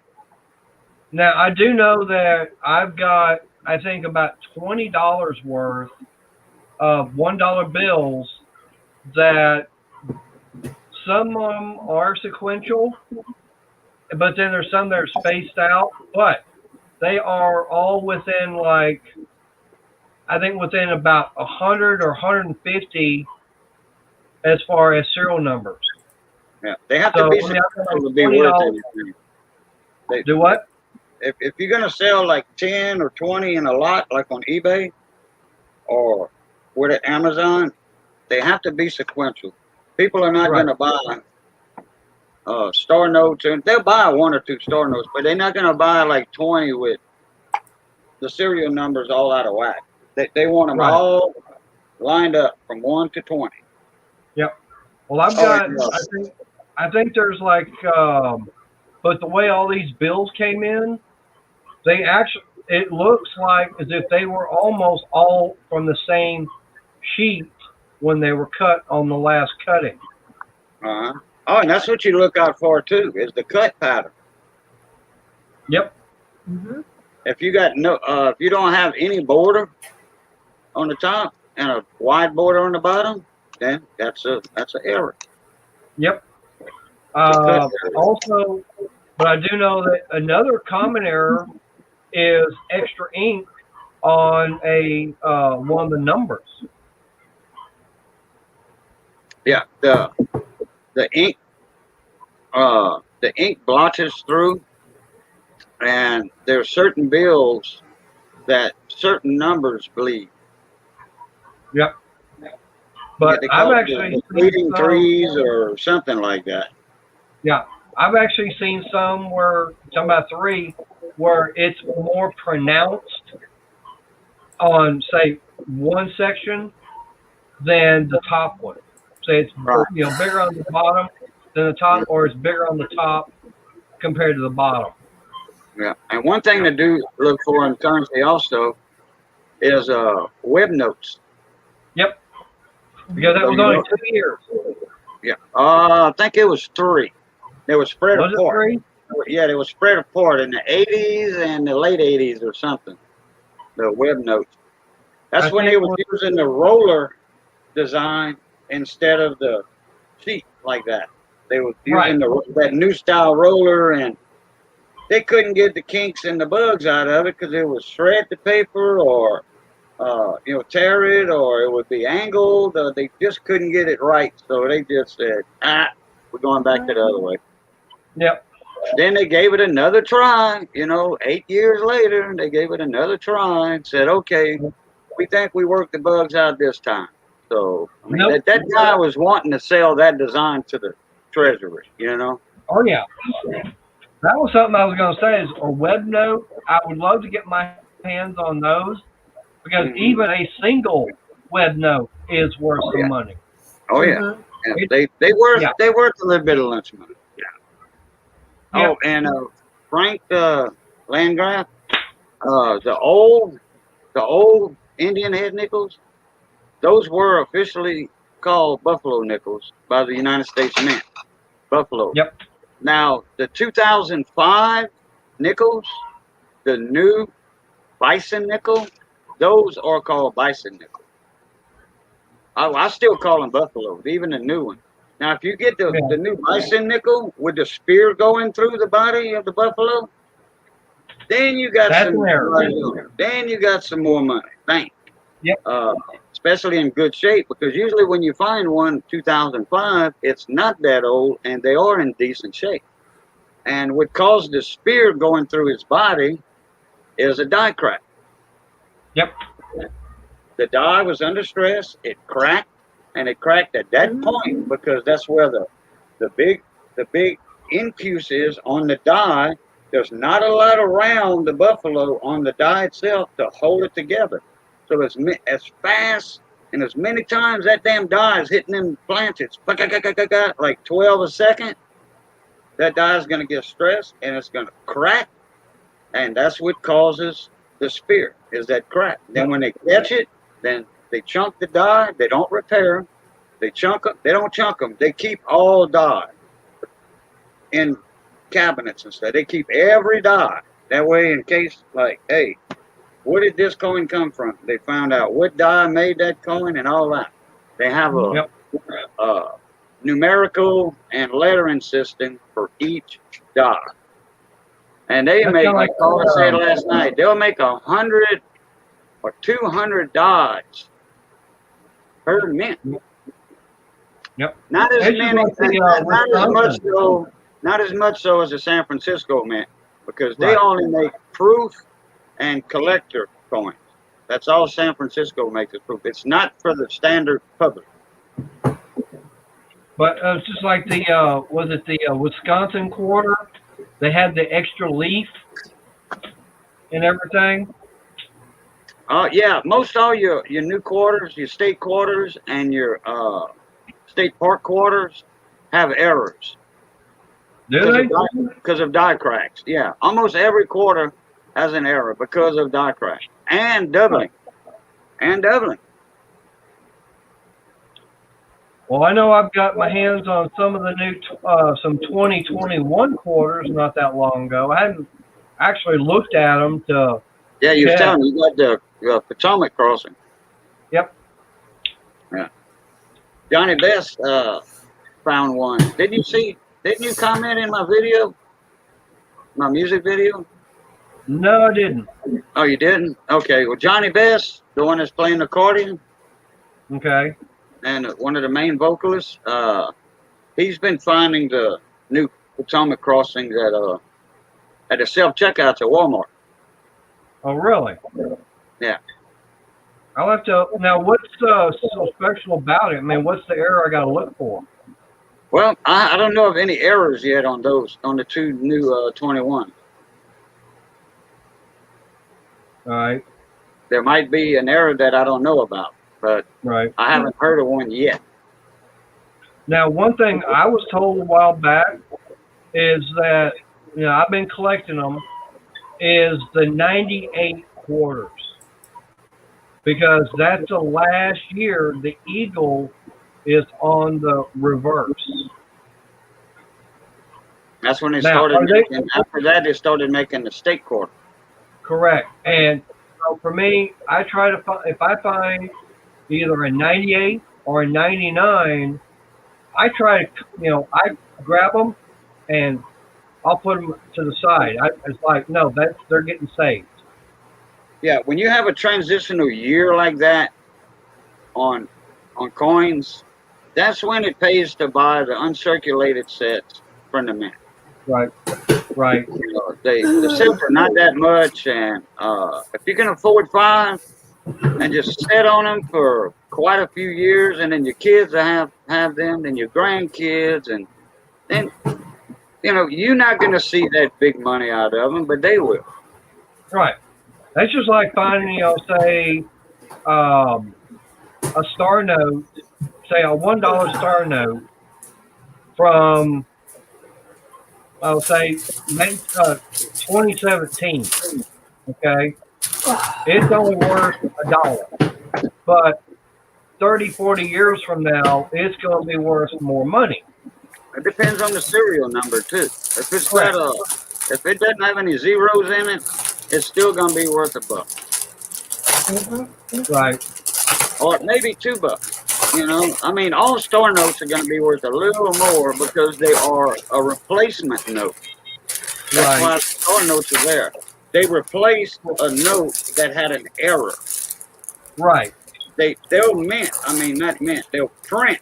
The U.S. Treasury will print every year, just about every serial number of star notes as there is regular notes. Right. And they replace the notes that are errors in those stacks, and then the rest are shredded.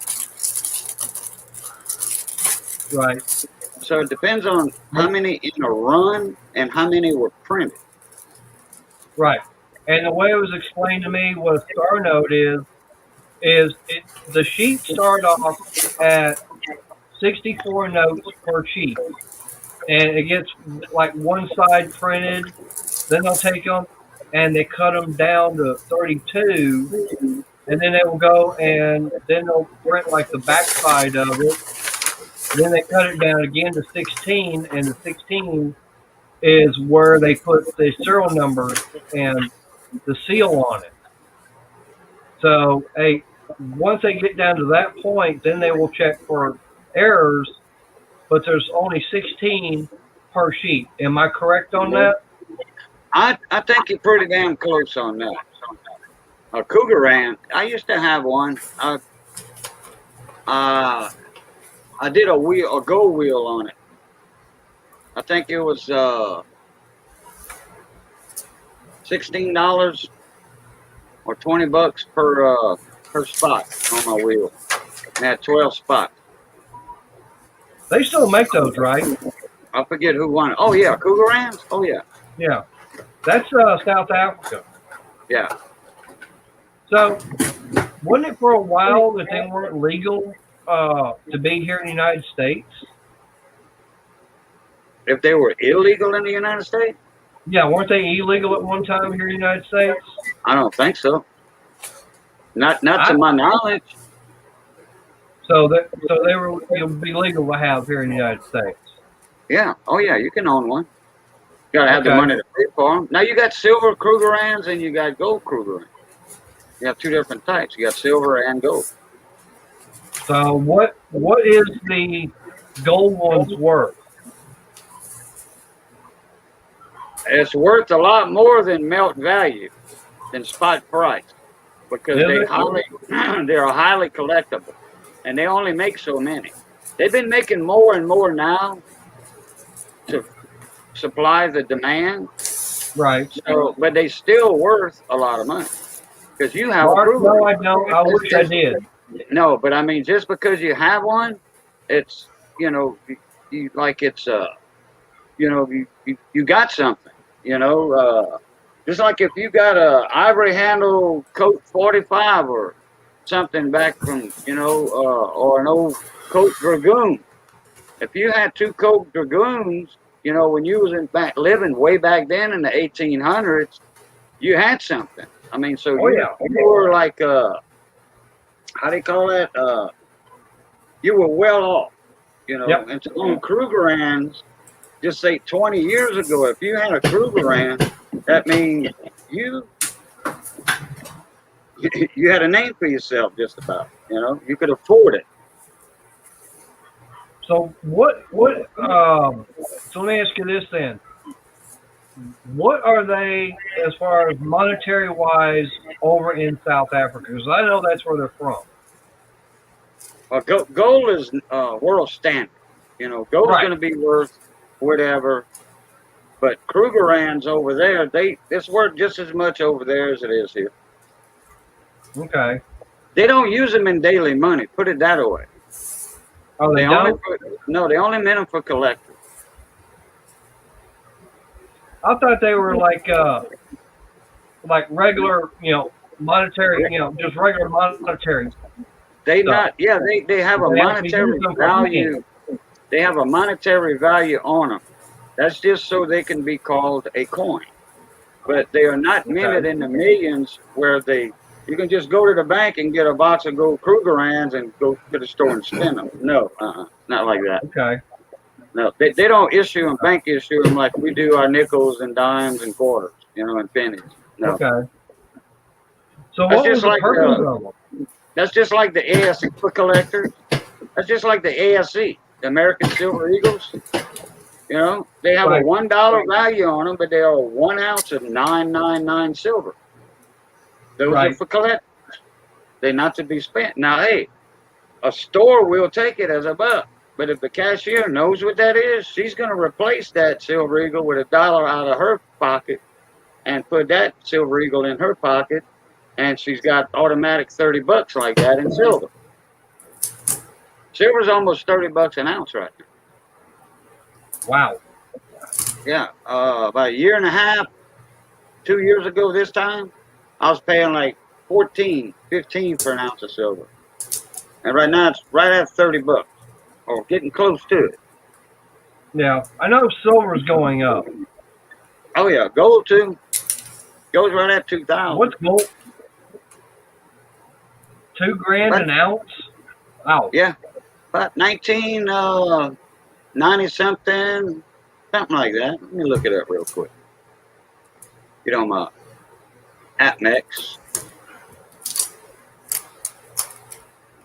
Well, isn't platinum more valuable than gold though? No, palladium is. Platinum used to be, but not no more. So palladium's more? Palladium is worth a lot more. Okay, gold went down. Goes down to 1785. Silver's down That's to still a big 26. chunk of change. Yeah, it went down today $6 per ounce. Silver went down 16. Platinum's only worth right at 2,000. Right at. Palladium's worth $2,646. Wow. So palladium has a big lead over gold. Yeah, I remember when platinum used to be more expensive than gold. I remember that. It was like 30 years ago. Yeah, because I know for a long time, silver was like, who wants silver? Well, that's when the people that were smart invested in silver and they got it real cheap. Yep.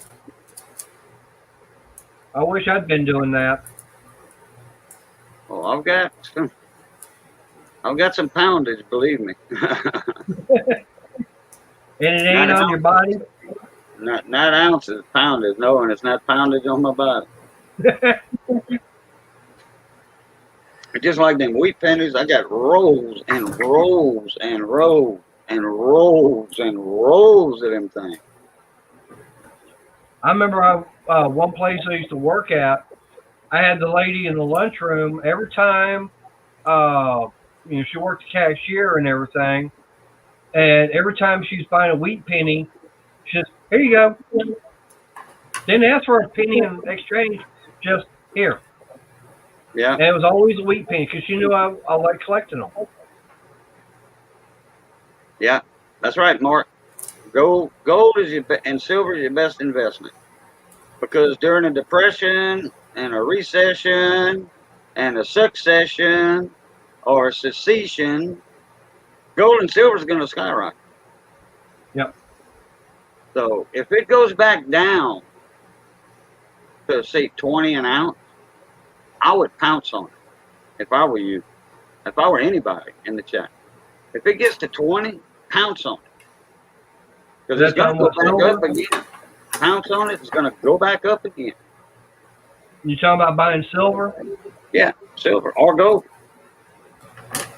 Now, you can buy fractional gold. You can buy 1/10 of an ounce. You can buy grams for a reasonable price.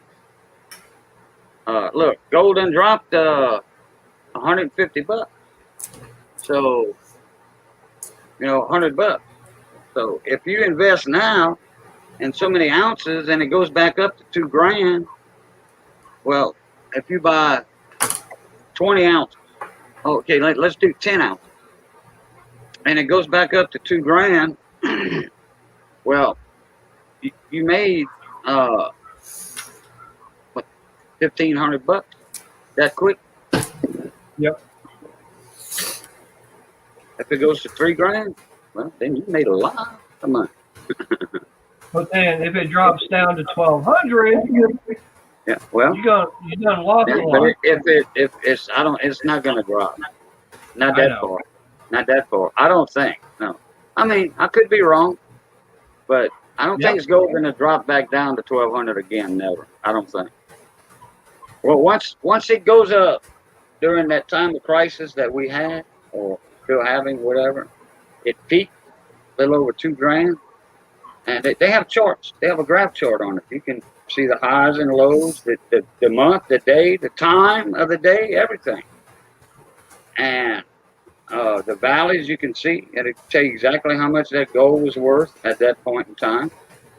And but you can look back as far as when it was $1,200, and it peaked at a little over $2,000. That's $800 an ounce within 2 years. But once you see gold take a steep high like that, and then level off like it's leveled off now at like it was $1,980 just a few weeks ago. Now it dropped a little bit, so it's starting to stabilize. It's going to stay in that area, and I don't think it's going to drop that much further. If it does drop anymore, it's not going to drop that much. Yep. I agree, Shell. Because I know right now. That's right, Shell. Yeah. Gold, silver, and bullets, and food. Yep. And canned food. Yeah, because I know I was at work one day, and we have to ship out something, UPS. Every time we do that, the process we have to do is we have to take the bag shut, and then we have to pack it with newspaper. Well, I was looking at an ad for Atwoods. For what? For Atwoods. Atwoods. Yeah, it's a like an outdoors company. Atwood, like the outdoor company. They sell survival gear. They sell survival gear. They don't have survival gear. It's kind of like a tractor supply. Oh, okay. But Atwood does. There is an Atwood. Oh, I'm damn close to it. They have like camping gear and stuff like that. There is an Atwood supply of that. Yeah, okay. But you're talking about a store, a brand name. Okay. Right. Anyways, I think last year is when the paper, sale ad and everything and they had a it was a box, 800 rounds, 5.56, $369. Wow, that's cheap. Yeah, 5.56. That's your 223s. Your Beta rounds. Yeah. I forget the but it's 223. Well, you've got in our lingo. right, but you've got 223 and you've got 5.56. Yeah, it's the same thing. It's two different, right? No, they are a little bit different. A little bit, but not much. Well, you're talking about your AK rounds, right? No, AR. AR rounds. Okay, AR rounds. Right.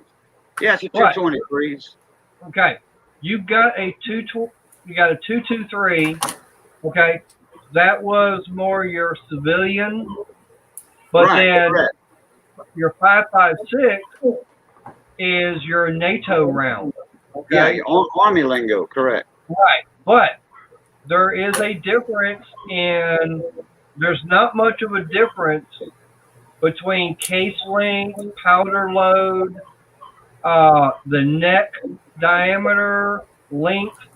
There is a difference between the two, okay? You can shoot 223 in an AR designed for 223 or 5.56. But they say do not shoot 5.56 in one that's designated for 223. Okay. Because the chamber pressure is even different. Yeah, it's just like people used to shoot 38s in a 357 pistol, but you don't do a 357 in a 38 pistol. Correct. Because the 357, now that one you can physically see it's got a longer case and everything. Yeah, right. And everything in it. Okay. It's like you've got 22 short, 22 long. Right. But then you've got 22 Magnum. Right. Okay. You cannot shoot a 22 Magnum design in a LR chamber. Well, you cannot fire it in one that's chambered for 22 long. Right. Because it has to be chambered for long and Magnum. Right, because the case diameter on a 22 Magnum is just a hair bigger around than a 22 long. I thought it was just longer. It is longer, but the case diameter is actually bigger around on a 22 Magnum than a 22 long.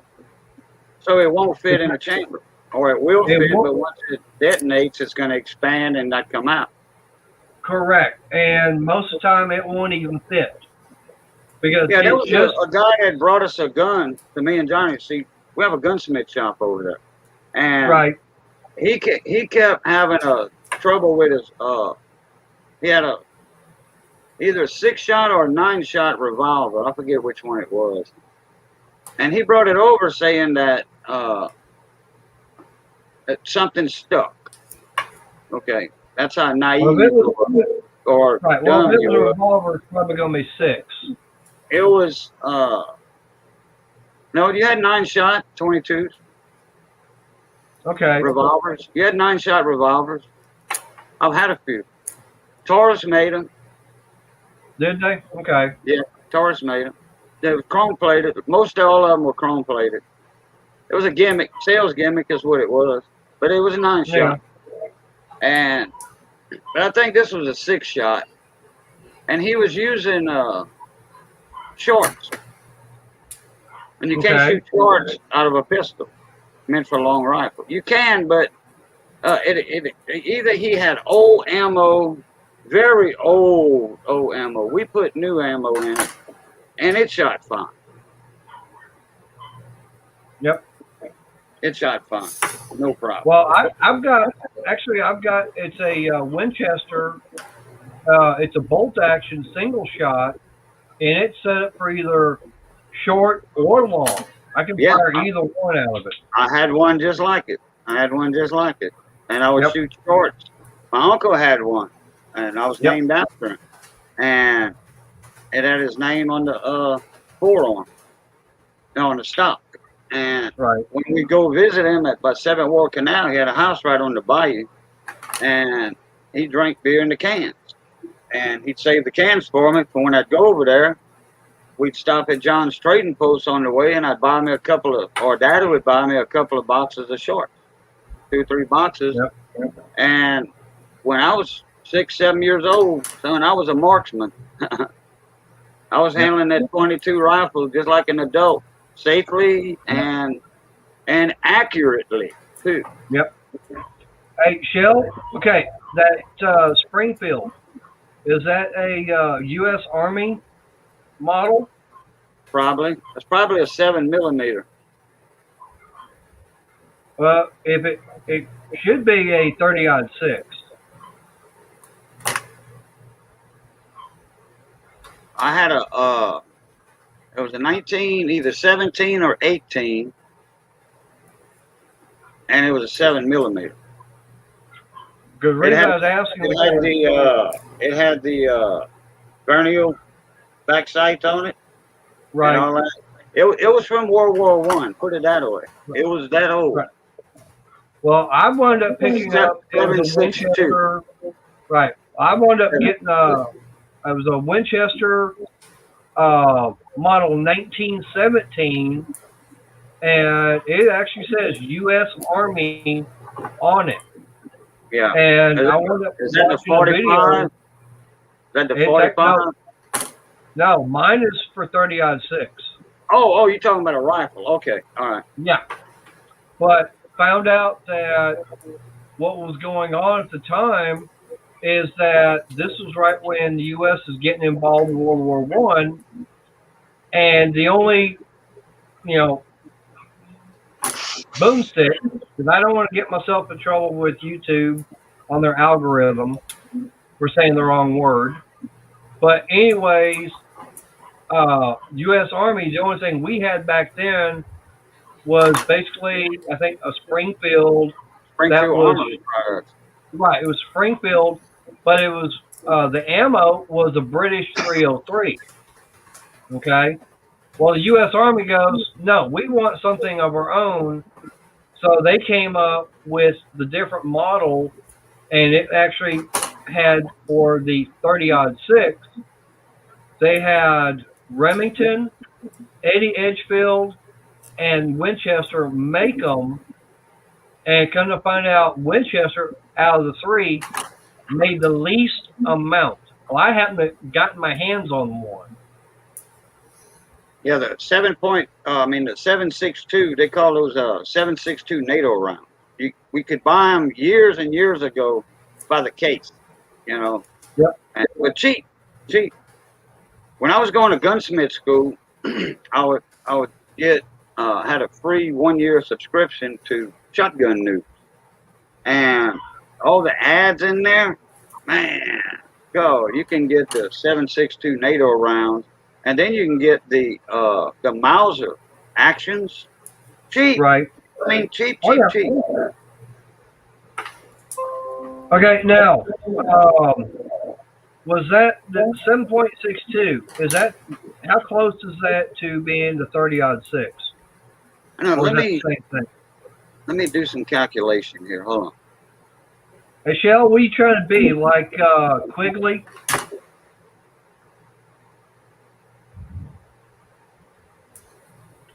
You want to go down under? I love that movie.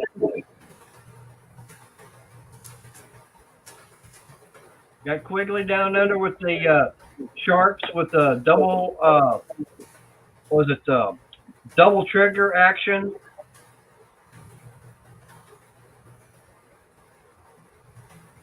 Okay, it's the same exact thing as the 308. Okay.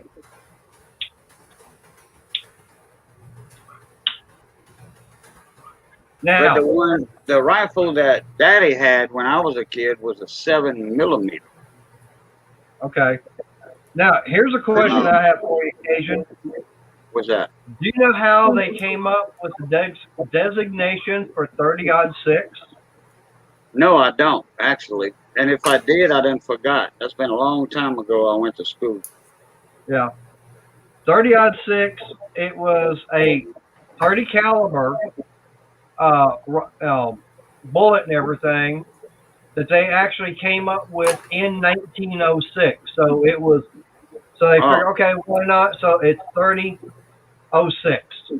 Okay. I thought it was a Wildcat or something at one time. The cartridge, wasn't the cartridge bigger and neck down, smaller, more? They call them a Wildcat cartridge. Wasn't the cartridge a little bit bigger? It And could then be. and was neck down to the same as the 30. You know, It like say could be. I'm not sure on that. instead of the cartridge, hypothetical, being as big as your pinky, it was big as your thumb, but neck down to a 30.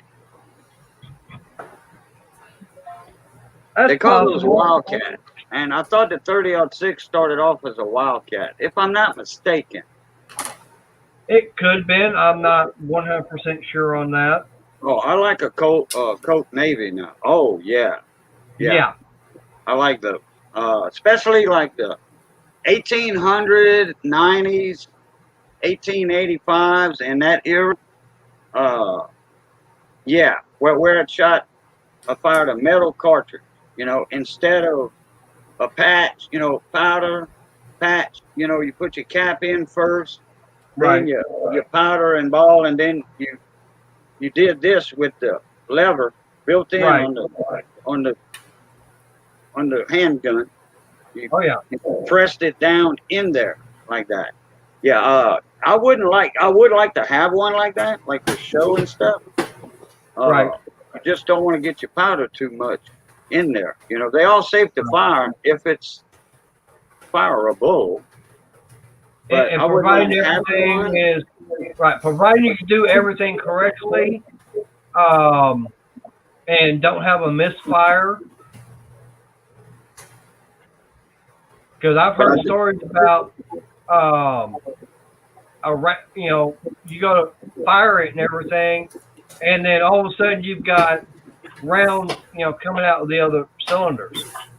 Yeah, I've heard of that. That's called misfire. Oh no, well, actually, what it is, you loaded it incorrectly, and that's why they had the rags. You have to wipe all that off to keep the powder. You have to wipe the powder off everywhere. Yep. On the where the caps go in at, you have to wipe all that powder off, so it wouldn't accidentally spark off out of one and then fire another. Yep. I first learned about the older ones from Louis L'Amour. Yeah, I've read not all of his novels, but a lot of them, and a lot of Western movies are from Louis L'Amour. Yep. Hondo with John Wayne, that's Louis L'Amour. Shadow Riders with Tom Selleck and Sam Elliott. All the Sackett's, the Sackett movies. That's Louis L'Amour. And if you notice what Cassidy, Louis L'Amour. Whenever you see any of those Western movies, and someone pulls out the rifle and everything, what are they actually using? What kind are they using? They're using copies of the 73s. All Winchester lever actions. Yeah. And that's one main reason. I think they use copies of them, or loaners, you know, or studio props made just like them. But, you know how some of the 73s got the big loop on the lever? Yep. Okay. That was for mostly like cattlemen and stuff, because the cattlemen wore gloves. And they had to be able to get their gloves in there for the lever action. A big-handed fella like John Wayne, because John Wayne was like 6'6", you know, and Now, earlier on, like in Hondo, you can tell he was younger and slimmer. But then as he got older, like in Big Jake and all that, he's getting bigger, you know, but he's a lot older. And his hands, if you ever see John Wayne's hand without a glove on, yeah. Oh, I love the second series too. My favorite John Wayne movie has got to be The Alamo. Yeah, that's with well, you know, he had a lot of the same actors too with him. Like Chilly Willy, I call him Chilly Willy. It's a Chill Will. Maureen O'Hara. Let's see who else he would have on there. Let's see, Chill Will. He was Drago. Right. And McClintock. And Maureen O'Hara was in that one. She was in Big Jake, and she was in another one. And then they had Katharine Hepburn was in Rooster Cogburn. Not True Grit, but Rooster Cogburn, because he was Rooster Cogburn in True Grit also. But that was Kim Darby in that one, the little young feisty girl. Yeah. Well, the reason I like The Alamo is the fact is I remember back in the early 70s, my parents, you know, we used to do a lot of camping. And we actually gone to Big Bend National Park. And one of our trips, we stopped off at Brackettville where they filmed The Alamo. And actually got a chance to go visit that you know, was actual movie set. They turned into a tourist attraction.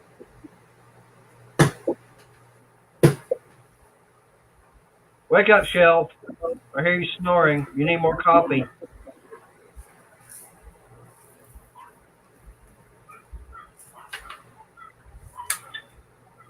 You being quiet, you must be doing some work.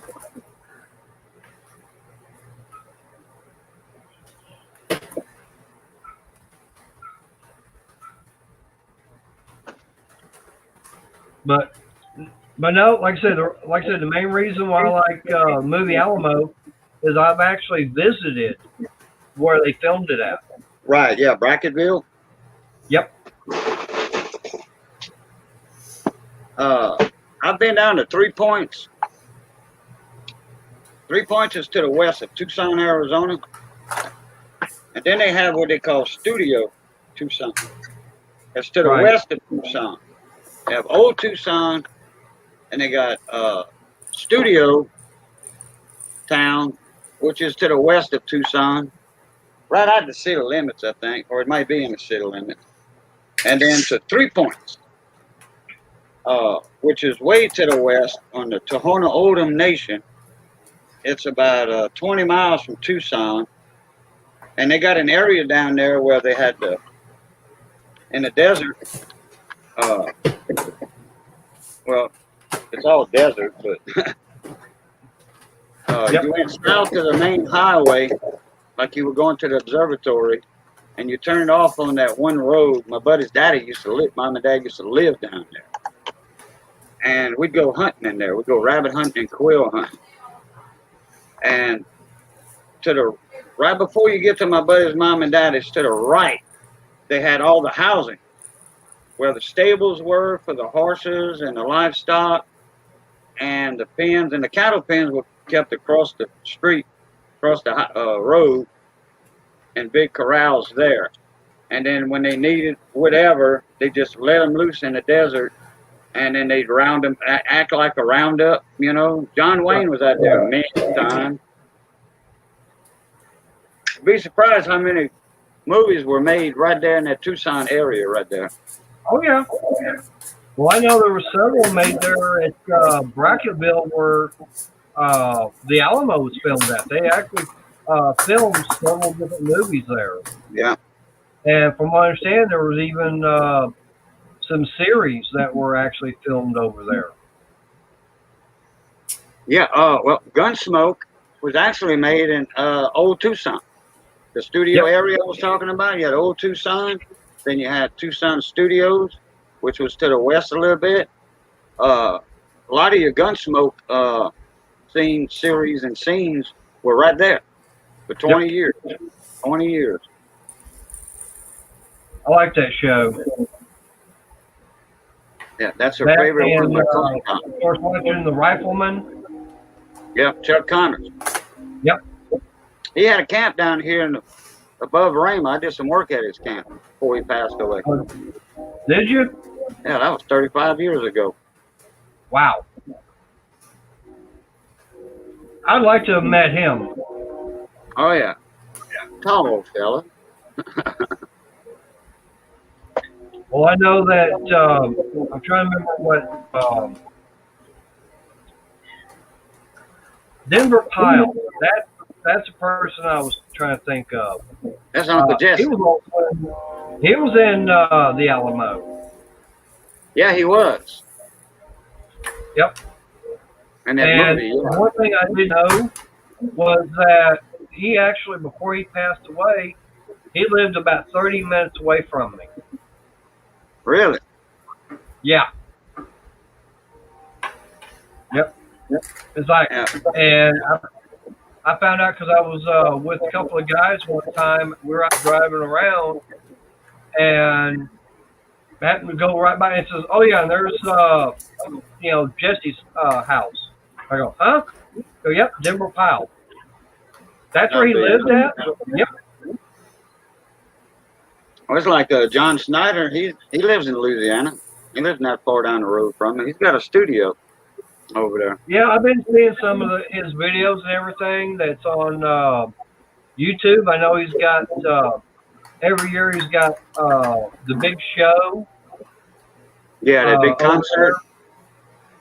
Well, not a concert, but he does the was it Duke's reunion or something like that? Oh, okay. I thought you was talking about his concert thing. He does a concert, I think, every year right there by his place or at his place. Not at his place, by his place. Okay. He lives over there, right on the other side of Baton Rouge. Huh. Not far from where Ellie Mae Clampett's from, Donna Douglas. She's from Pride, and his studio is not far from there. Okay. Well, I know for me, that's the only celebrities I know that's around me would be Ted Nugent. He's down in the Austin area. And then, he's a huge activist. yeah. But you got Mark Calloway. That sounds familiar. Mean Mark Calloway. Well, John Snyder, he comes down to the station here about 2-3 times a year. We've met him over there. Oh, wow. I'd like to be able to meet him. Yeah, Bo Duke.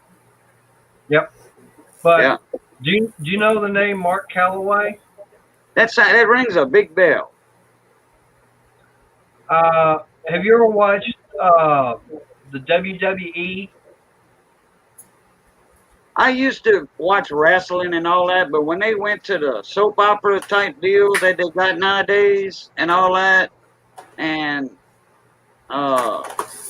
like one of them with a baseball bat knocking out a windshield on a car, and that's the only damage he did, because the windshield's easily replaced for a couple of $100, you know? Oh, yeah. But when they started all that crap, that's when I quit watching. Well, okay, if you don't recognize the name Mark Calloway, then you probably remember him as The Undertaker. Oh, yeah. Okay. That's The Undertaker. He actually lives down in Austin. Okay. Yep. So, yeah,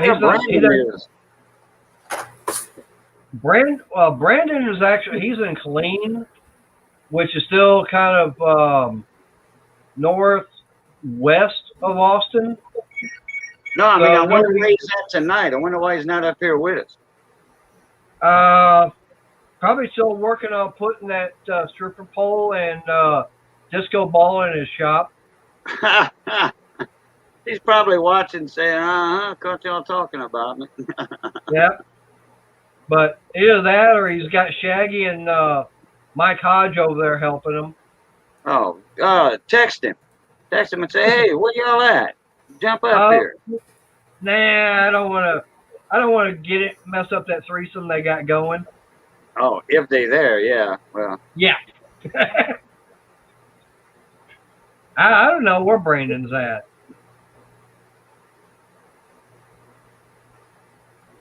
I mean, he was in the chat Monday night.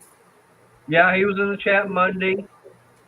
Usually, he'd be here, but I mean, I know I got three people watching, and Shell's been the only one to put anything in the chat. Yeah, I don't know who else is watching.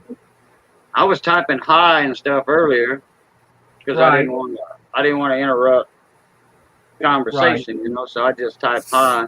Even on like last night in my own stream, somebody was talking and somebody would pop in the chat and I just tag their name, with the @ symbol. Oh yeah. And that way they noticed it. It shows up in an orange color. Yep. Their name, not the whole comment, just their name. Oh yeah. Oh yeah. That's how people get my attention. They tag me with the @ symbol, and then type in CA, and then it fills in the rest for you. Yep. So. Oh yeah. Yeah, when they get my attention like that, I like it when they tag me because I know somebody's talking to me. Because sometimes I get 50 people in my chat, and that chat's moving, and I don't notice it. I got a bad habit of looking at the people on the panel instead of the chat, especially in my own stream. So I just wondering if you guys understood who I was talking about with the good second baseman. You're talking about Chuck Connors? Talking about Chuck Connors, second baseman for the Los Angeles Dodgers. Yep, there it is. Yep. Active 20, huh? I grew up watching Westerns so much that my husband will put the channels and one will come on and I'll look up and tell him what it is. Because I've seen them all. I love Westerns. I still watch them. I go on Amazon Prime. Yeah. And I watched Big Jake yesterday, Yes. So, well, McClintock is my favorite John Wayne movie, and then The Quiet Man. The next one on the list to watch again, which I've probably seen it 20, 30 times already. Yep. Whoa, Macklin, where's the whiskey? Yeah. Where's the whiskey?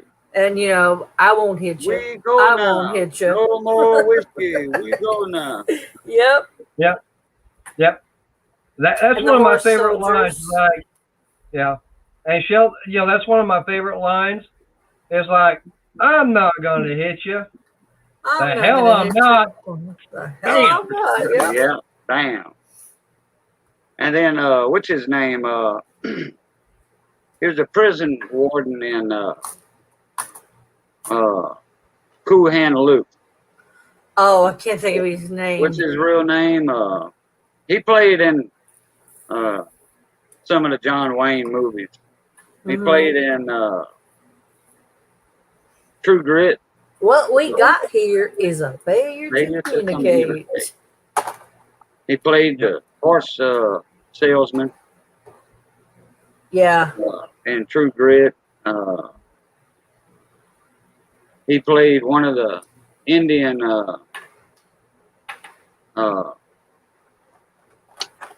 Indian Affairs. Yeah, Bureau of Indian Affairs. Yeah, Bureau of Indian Affairs. He played one of the bosses in that. Almost had his name. Stick your tongue out and see if we can read it. I can't read that. Struthers. Martin Struthers. Yes. Yeah. And look, I didn't type it. No, but I was trying to think of his name. All right. Well, Cajun, you must have better eyesight than I do on what was on the tip of her tongue. Yes. Come on, quit, baby.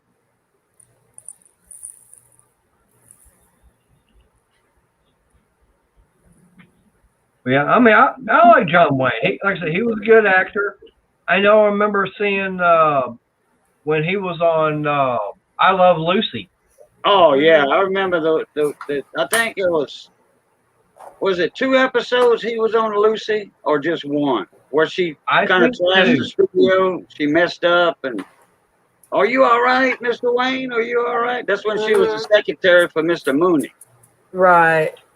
I know there was one where she wound up stealing the concrete piece where it had his boots and signature out front of the Common Chinese Grumman Theater. Chinese. Yeah, and she kept breaking them. Huh. Now, 2 of my favorite I Love Lucy episodes was that one with John Wayne, where she was on the set, and the penny, the wheat penny episode. Mm-hmm. That's the coin collectors episode, I call it. Her and Ethel, I think it was Ethel. Yeah, because it wasn't okay. It was a different Lucy.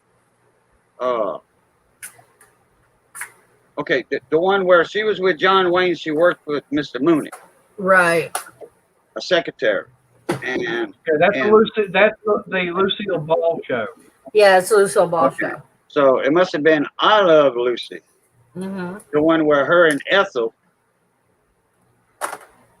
they were renting from Ethel. Right. Fred. Yeah, that's I Love Lucy. I think it was that one. Her and Ethel, it was her and Ethel. They was going through $100 bag of pennies, which she went up to the banker, and just so happened to be, I think, Mr. Mooney, but he had a different name.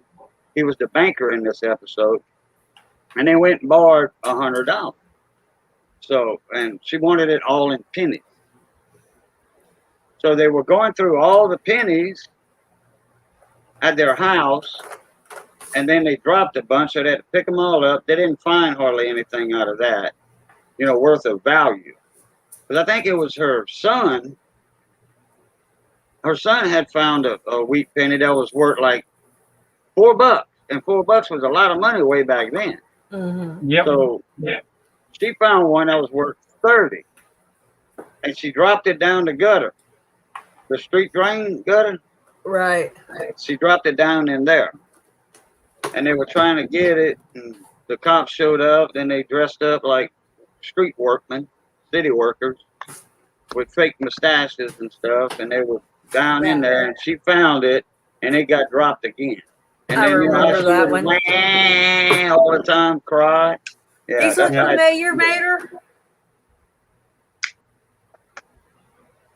What are those? Harbor Freight boxes. Okay. They've got little boxes there's 24 little boxes in here. Oh, so like got the little dividers and everything? Just little boxes. Okay. Oh, it's got individual boxes. Yeah, so I use them for my diamond painting. Ah. Love my Harbor Freight. Yep. I'm Matter of glad fact, you that's don't one sell thing. those. Look, I'm not paying $20 for one of these at Hobby Lobby when I can get them for less than $6 at Harbor Freight. Oh, okay. Yep. My husband used to work at Harbor Freight. Oh, okay. Yeah. Well, that's where Crystal used to work at up there in Oklahoma. Mm-hmm. And, of course, I know we've mentioned it before, but she and I were at the one in Waxahachie. And the store manager there was going, when she found out that Crystal used to work there, she's going, "Can you come to work for me? I need someone, cashier for 12 hours a week." Wow. Hey, Chef, what's up? Hey, Scott, how you doing? How you doing?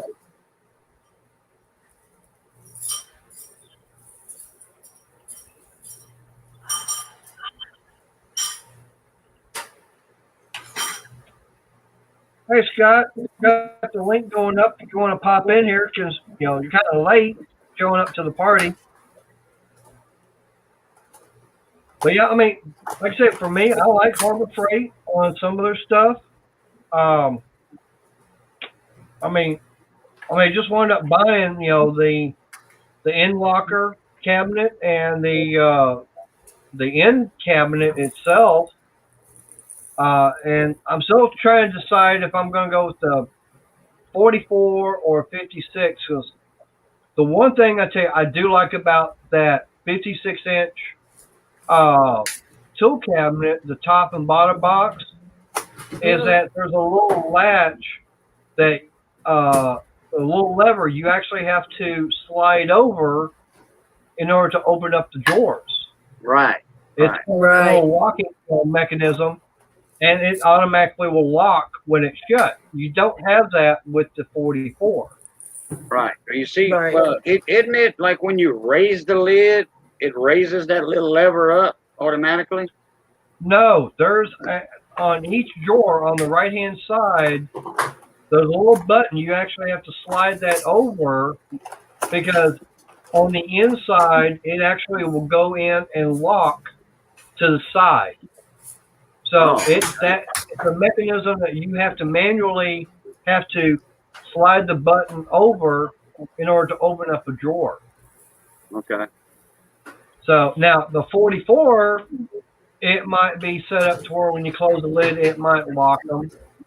But on the 56, no, it's not like that. Hey, I got a question for you, Mayor. I don't know if What's it's that? your camera. I don't know what kind of camera you're using or whatever, but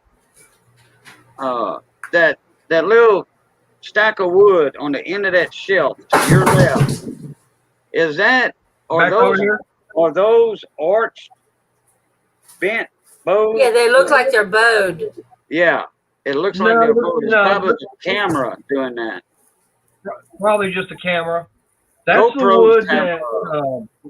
GoPros but do that, make stuff look curved.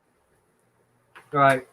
Actually, the camera I got is it's a J5, which Does is it have what a I picked up wide-angle over lens on it? Yeah. Because it looks like a wide-angle lens.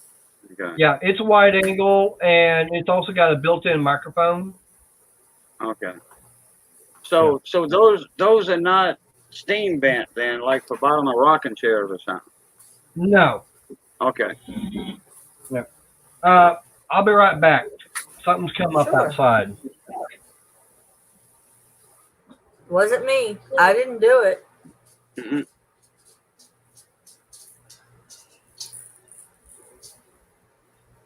So yeah, my father gave me my love of westerns. I've read every Louis L'Amour book ever written. Oh wow! I've read a lot. I don't think I've read every one. I don't think, but I've read a lot of his the Hopalong Cassidy series. I love the Hopalong Cassidy, and I like the Chick Beaudry. Yeah, McNally's Ranger, Chick Beaudry. I'm trying to remember one novel where Hopalong he finds this hidden valley behind a mountain somewhere, but you got to get through the mountain. It's almost impossible to get to, and they had a person living there, and he befriended that person and all that. And I'd like to read that one. I wish I could see that one in a movie. Yeah, and did you ever read Riders of the Purple Sage or see anything, that's Zane Grey? It was similar to that. The only way you could get up into the valley where the people from Riders of the Purple Sage the Mormons actually blocked them in the valley was through a rope ladder. And they took the rope ladder away. And that's similar. And then there's another one that Louis L'Amour wrote about a guy who was from Boston who thought he had cancer. So he went and found a valley lost like that too. Turns out he just had an ulcer, but he was actually able to stop his thieving ex-wife in it. And I can't remember which one that is, but it's a really good one too. And I know the Hopalong Cassidy one you're talking about. I'll have to look because I've got the Hopalong Cassidy volumes. I'll have to look and see what the story is and let you know. Yeah, all I need is the title. That way I could probably read it online or something. Right. And I used to have Or I could all order of the them. paperback. I could order the paperback. Yeah. Well, I used to have all of them in paperback, and I had a couple hardback. And you know, the other person that loved Louis L'Amour and read them all, Charlie Daniels. Oh, okay. Yes, he was a big fan of Louis L'Amour's, and was actually a personal friend of his. Okay. What was that piece of wood you had? Was that oak or ash or? No, it's actually it's a piece of pine, yellow pine that we actually I get from work, and that's what I use for building stuff around the house. Hi, Hey, we got Jamie. someone in. Hey, Jamie. Hey. What's up, Scott? Hey, what's up? Hey, there's Scott. How you What's doing? up, man? How you doing? Oh, been busy all What are day. you turning Just trying to take a break now. What's that? I say, what are you trying to tear up today? Oh, trying to fix. Everyone can see it. Is that a Dodge? Oh, what is that? Yes, it is. Yep, I That's know it's a a Dodge, Dodge. but okay. Now, which one? Was that a Magnum or is that a 300? Oh, The SUV? oh, yeah, it's a Durango. Okay. Durango. Yeah. My neighbor's got a Okay. my neighbor's got a Durango. Well, see, I've got three. I've got three of them. You want to lose Oh. 2 of them? What's that? Using the other 2 for parts? So you want to lose 2 of them? Well, listen. I'll tell you what. I ran into a guy on Facebook one time that had one for sale. He blew the motor in it. Okay, 5.7 Hemi. It's an 04. And Okay. he blew the motor in it. And I bought it cheap. And I was hunting for a Hemi motor for it. Well, they're not cheap. They're not like a GM. You can go No, buy a they're 5.3 for a couple $100. Or a Ford you can buy for a couple $100. A 5.7 Hemi's a couple $1,000. Yes. Yep. So I put it off on the back burner for a while. Well, then I ended up finding my other Durango. I picked it up, not running, but the lady that I talked to said it ran perfect and everything. So I bought it. I went clear to almost Puxatawny, Pennsylvania. It's almost 4.5 hours for me to pick it up. I drug it home. Well, I ended up getting it running, and it ran so good that I drove it across country. Wow. So I still need a motor. Well, I've got a harebrained idea brewing in my head. This 04 Durango is black, and there's not a speck of rust on it. Okay. So I got a harebrained idea. I like the 5.7 Hemi, my other truck. It took me cross country and back. It's got 300,000 miles on it. I drove from here, Ohio, to Alaska, to Miami, Florida, and back again. Dang. Wow. Wow.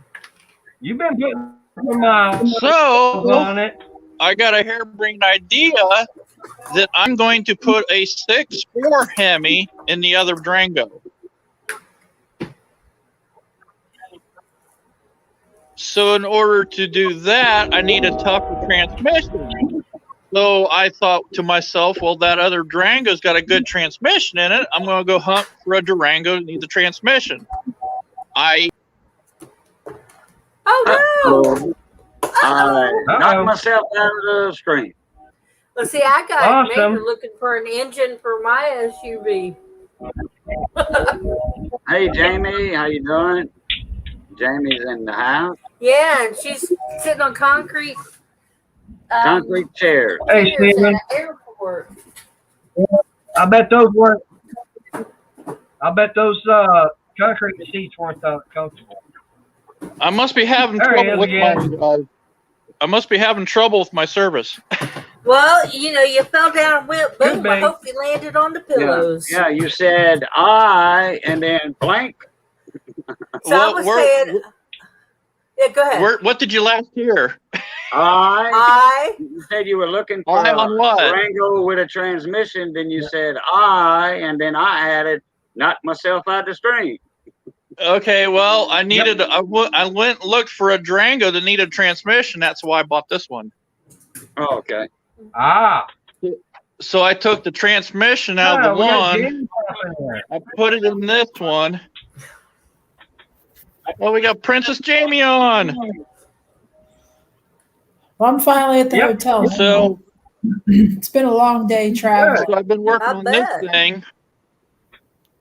I've got yesterday I put it had a brake caliper hanging up on it, so I rebuilt the caliper on it. Put the wheel wells back in it from doing the transmission job, and I changed oil in it today. Good. This thing actually has 200,000 miles on it. It runs good. I would have to say, Chef, doesn't your 300,000 mile Durango doesn't have the 4.7? No, it's got the 5.7 Hemi. The 300,000 one? Yep. They probably That's about equal to a 383, isn't it? It probably has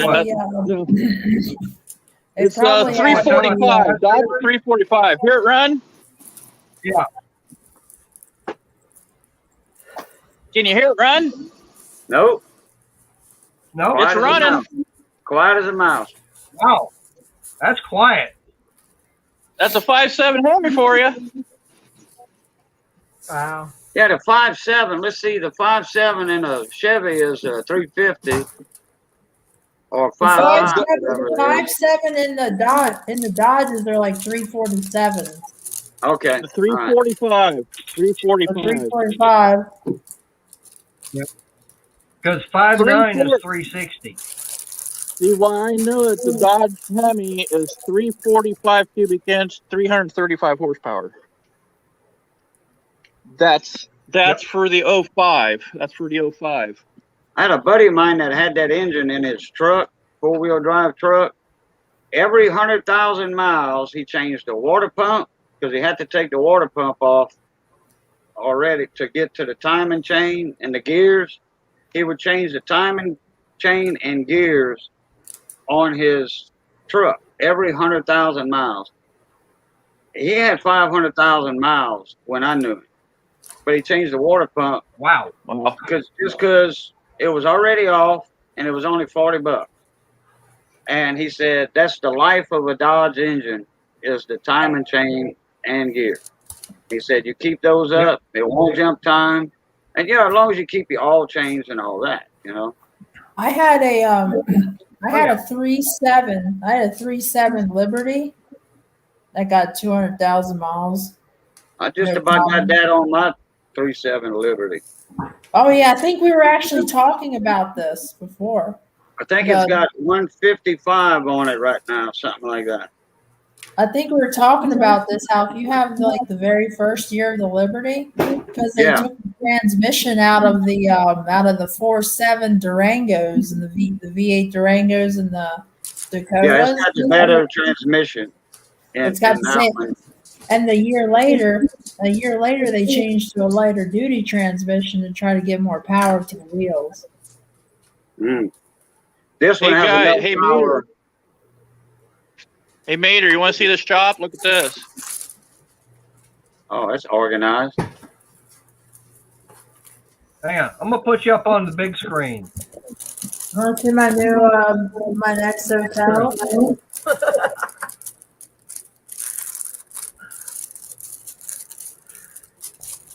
Anybody know what that is right there? Welder? Oh, wow. Well, that's torch set, my torch set, but you know what this is? This machine here is. Is that a refrigerant recovery system? No. That's an old distributor machine. What is that? Oh, okay.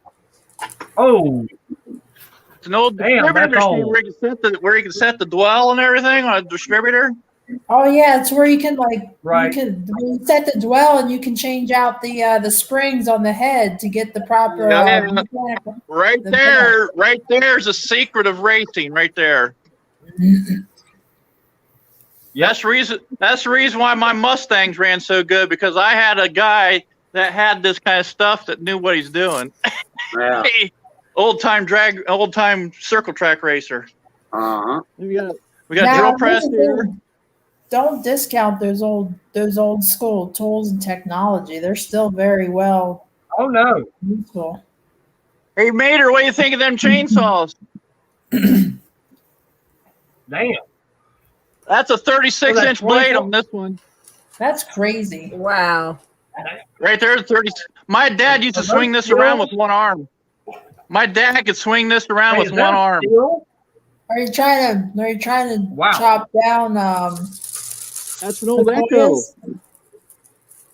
You want to see something real neat? Look at this one up here. Oh, geez. Is that the old home That light is right an there? old one. Is that the home light? Yep. Okay. Hey, what was that other one that you said your dad used to swing around with one arm? That one. What is That that one right one? there.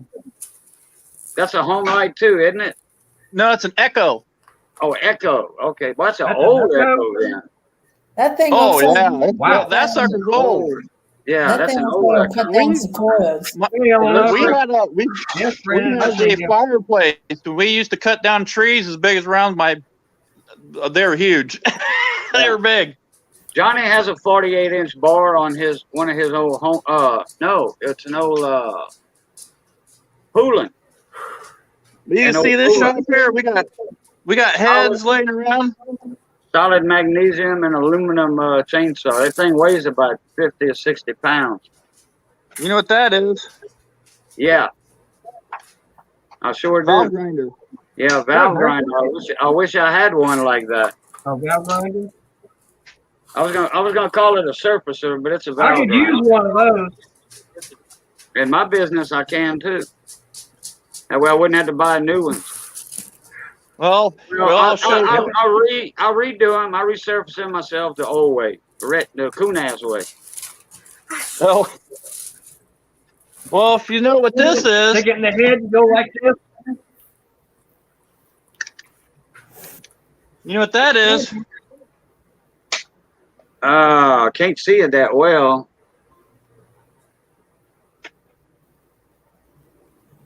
It looks like a mini drill press for some reason. A mag drill? It's a seat grinder.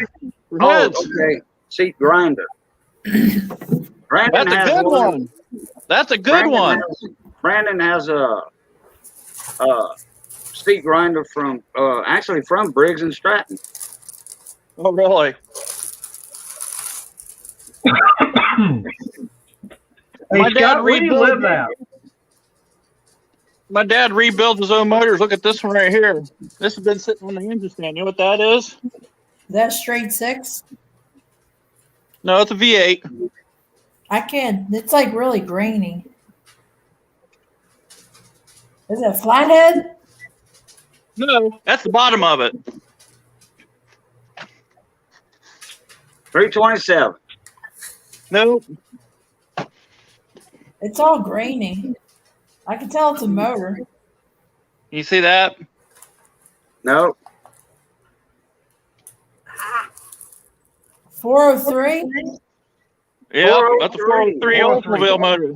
Wow. Wow. My dad's had $2,000 worth of machine work done on that block. Is that the small block 403? Well, it's the Oldsmobile motor. The Oldsmobile. Yeah, but okay, then that's the bigger block then. It didn't look that big. It's got like a wider decking. Yeah. Well, your Oldsmobile motors do have they are wide at the top. They have a huge wide ass intake on them. This one right here is a special build right here. This is a 350 old diesel block. It's got gas heads. It's got gas 403 heads on it. My dad had it in the Is that the Oldsmobile engine that was gas converted to diesel at the factory? Well, yes and no, because the blocks are completely different between a gas and a diesel. The diesel Brandon, I'm block gonna be is in stronger. Arlington Saturday. Higher compression I'm not gonna be home Yeah, they Saturday. have higher compression. They have steel rods and steel cranks in them too. and thicker cylinder walls. Yep. They took the 350 Rocket, converted it to diesel. The Oldsmobile. Well, they're the same block, but They also had a different though. They also had a 350 Cadillac diesel. I had one in the truck I had bought, and it was done for. It was done for. Well, see, that's what I cut my teeth on when I first started working on cars. That's what my dad was doing. He was taking diesels and replacing them with gas motors. We bought Cadillacs, Pontiacs, everything that had a diesel in it. We did it. Yeah. I was learning to replace motors in GM diesels when I was 12 years old. Hey Scott, where do you live at? Bluffton, Ohio. Damn. Why does everybody have to be all the way too far north of me? I'll be out here. I need to find someone that does good machine work. Or I'd like to be able to get my dirt track car going again someday. I'm gonna let Jamie look at this one. Check this out. You want to see what's under here? Oh, it's grainy again. Isn't it? Is it AMC? You see that? It froze on me. Yeah, it's froze on my end too. Man, too. Yep. Same way. Oh. I see some drive shafts. Anybody know what that is? Can you tell by the big damper on it? That's a big block, isn't it? We're getting some interference. Yeah. 350 Oldsmobile back there. It's grainy. Okay, 350 Rocket. But has anybody said what this is? Is that a 455? Nope. It's like really grainy. I just see the big harmonic. That's the 350 Rocket. Nope. Oldsmobile. Nope. Nope. That's not an AMC. No, that's definitely not an AMC. It's a big block. That'll be a Pontiac. No, it's a small block. Well, it's blue. Ford blue. But it's not a 455? It's a small block 400. I see big damper, and everything else kind of blends in. But I do see the drive shafts in the background. Or now it like really. Did anybody hear me? Did anybody hear me say that's a small block 400? Yeah. Okay. Yep. My service is in and out, and it's kind of squeaky, so I didn't know if you heard it or not. It looks like you're about 16 color right now. Or maybe 250. Well, I'm on the back side of my service right now. My service is about ready to run out, so my gigabytes isn't very good right now, if you know what I mean. Ah. Uh-oh. I think you dropped Lost again. Yeah. Yeah, I finally into my hotel. This one's a little bit nicer. Oh wow. Yeah. Oh, he's coming back. See if he can stay this time. I know when I do Straight Talk, I got Straight Talk service. So they say you get unlimited data, but the truth is they slow your data down after you get so far. Yep. But that's a little That's tour why of the for me, shop. you know, I like it.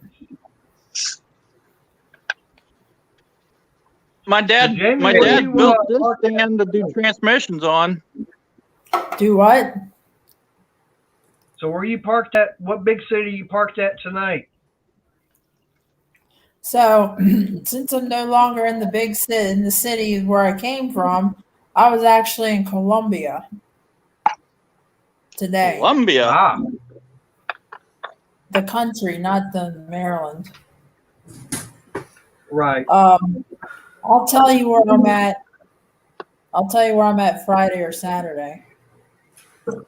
So I grew up 72 Okay. miles almost due south of Bluffton.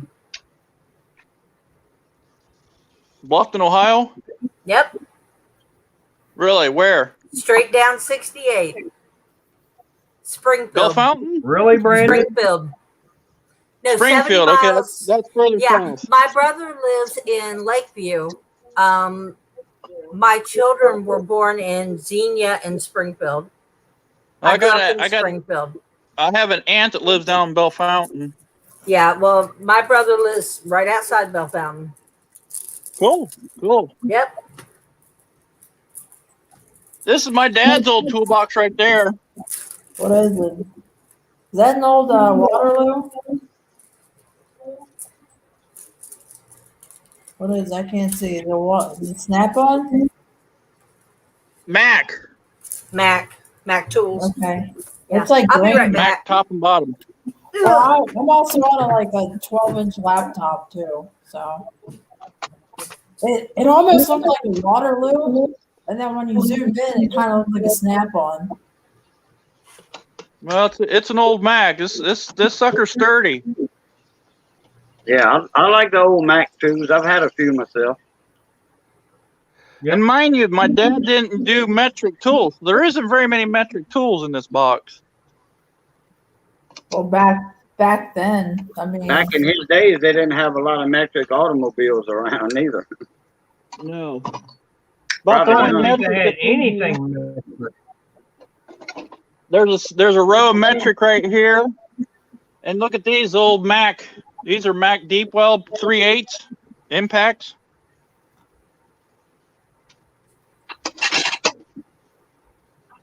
That's about the only metrics that are in this box. Oh, except for his wrench, he's got a row. He's got this many wrenches that are metric right here. Them's the only ones that are metric. Well, probably when he was doing everything, there wasn't that many things that were manufactured that were even metric at all. like No, not really. 1970s. I don't think Maybe I don't think they started 1970s coming out with rollers. metric stuff till it was what, You want the 70s? any parts book? Any parts book and anything is right here from the 70s and 80s. These are all parts books. Cool. 1970s Wow. Corolla. Mm-hmm. Dad even rebuilt snowmobiles too. So there's snowmobile books in here. Here's My some more most parts. memorable thing rebuilding. There's more was- parts book. And you want to talk about transmission rebuild kits? My dad's got a basement full of transmission rebuild kits. That's like heaven where you're at. Yeah. And people think that I don't know mechanics. I was born and raised Scott? around this shit. Who said you didn't know mechanic? Oh, there's a bunch of guys in there don't think Hey. I know anything. Yeah. Hey, Scott. So between then you and here's a Mater, I question. can You get say my he's got engine transmission rebuilt? Rebuild kit. All right, hang engine on, Shell. replaced. All right. Maybe. All right. I don't like we're not messing with gonna them rebuild it, Saturns. we're Them gonna are a pain in the replace ass. it. Well, it is a pain in the ass, but you know what? There's no reason to not replace the engine because it's got a brand new clutch, got a brand new throttle plate, brand new tires, and there's nothing wrong with the body. Honestly, this is what I would do when it comes to rebuilding an engine if my engine was kind of on the I'm just gonna replace it. I threw a rod. on the south end. What I would do, I would find an identical used engine That's so what we're. one core, and then I would rebuild that core, and then just do a 1-for-1 swap. Right. Well, we're just gonna swap it out. You know, find an engine. Mater's actually looking for an engine that if we have to rebuild it, we have to rebuild it, but just swap it out. What is it? It's a 2007 Saturn Vue. It's a V6.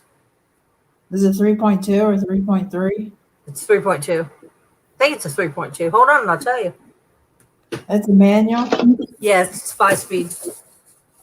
Yep.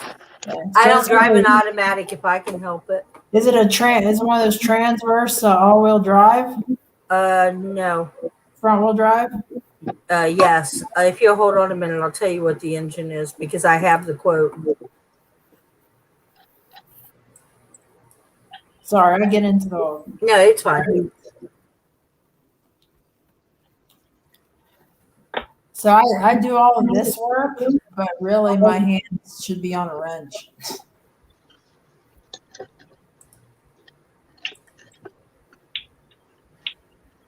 It's a 2.2 liter Oh, that'd be easy. manual 2-wheel.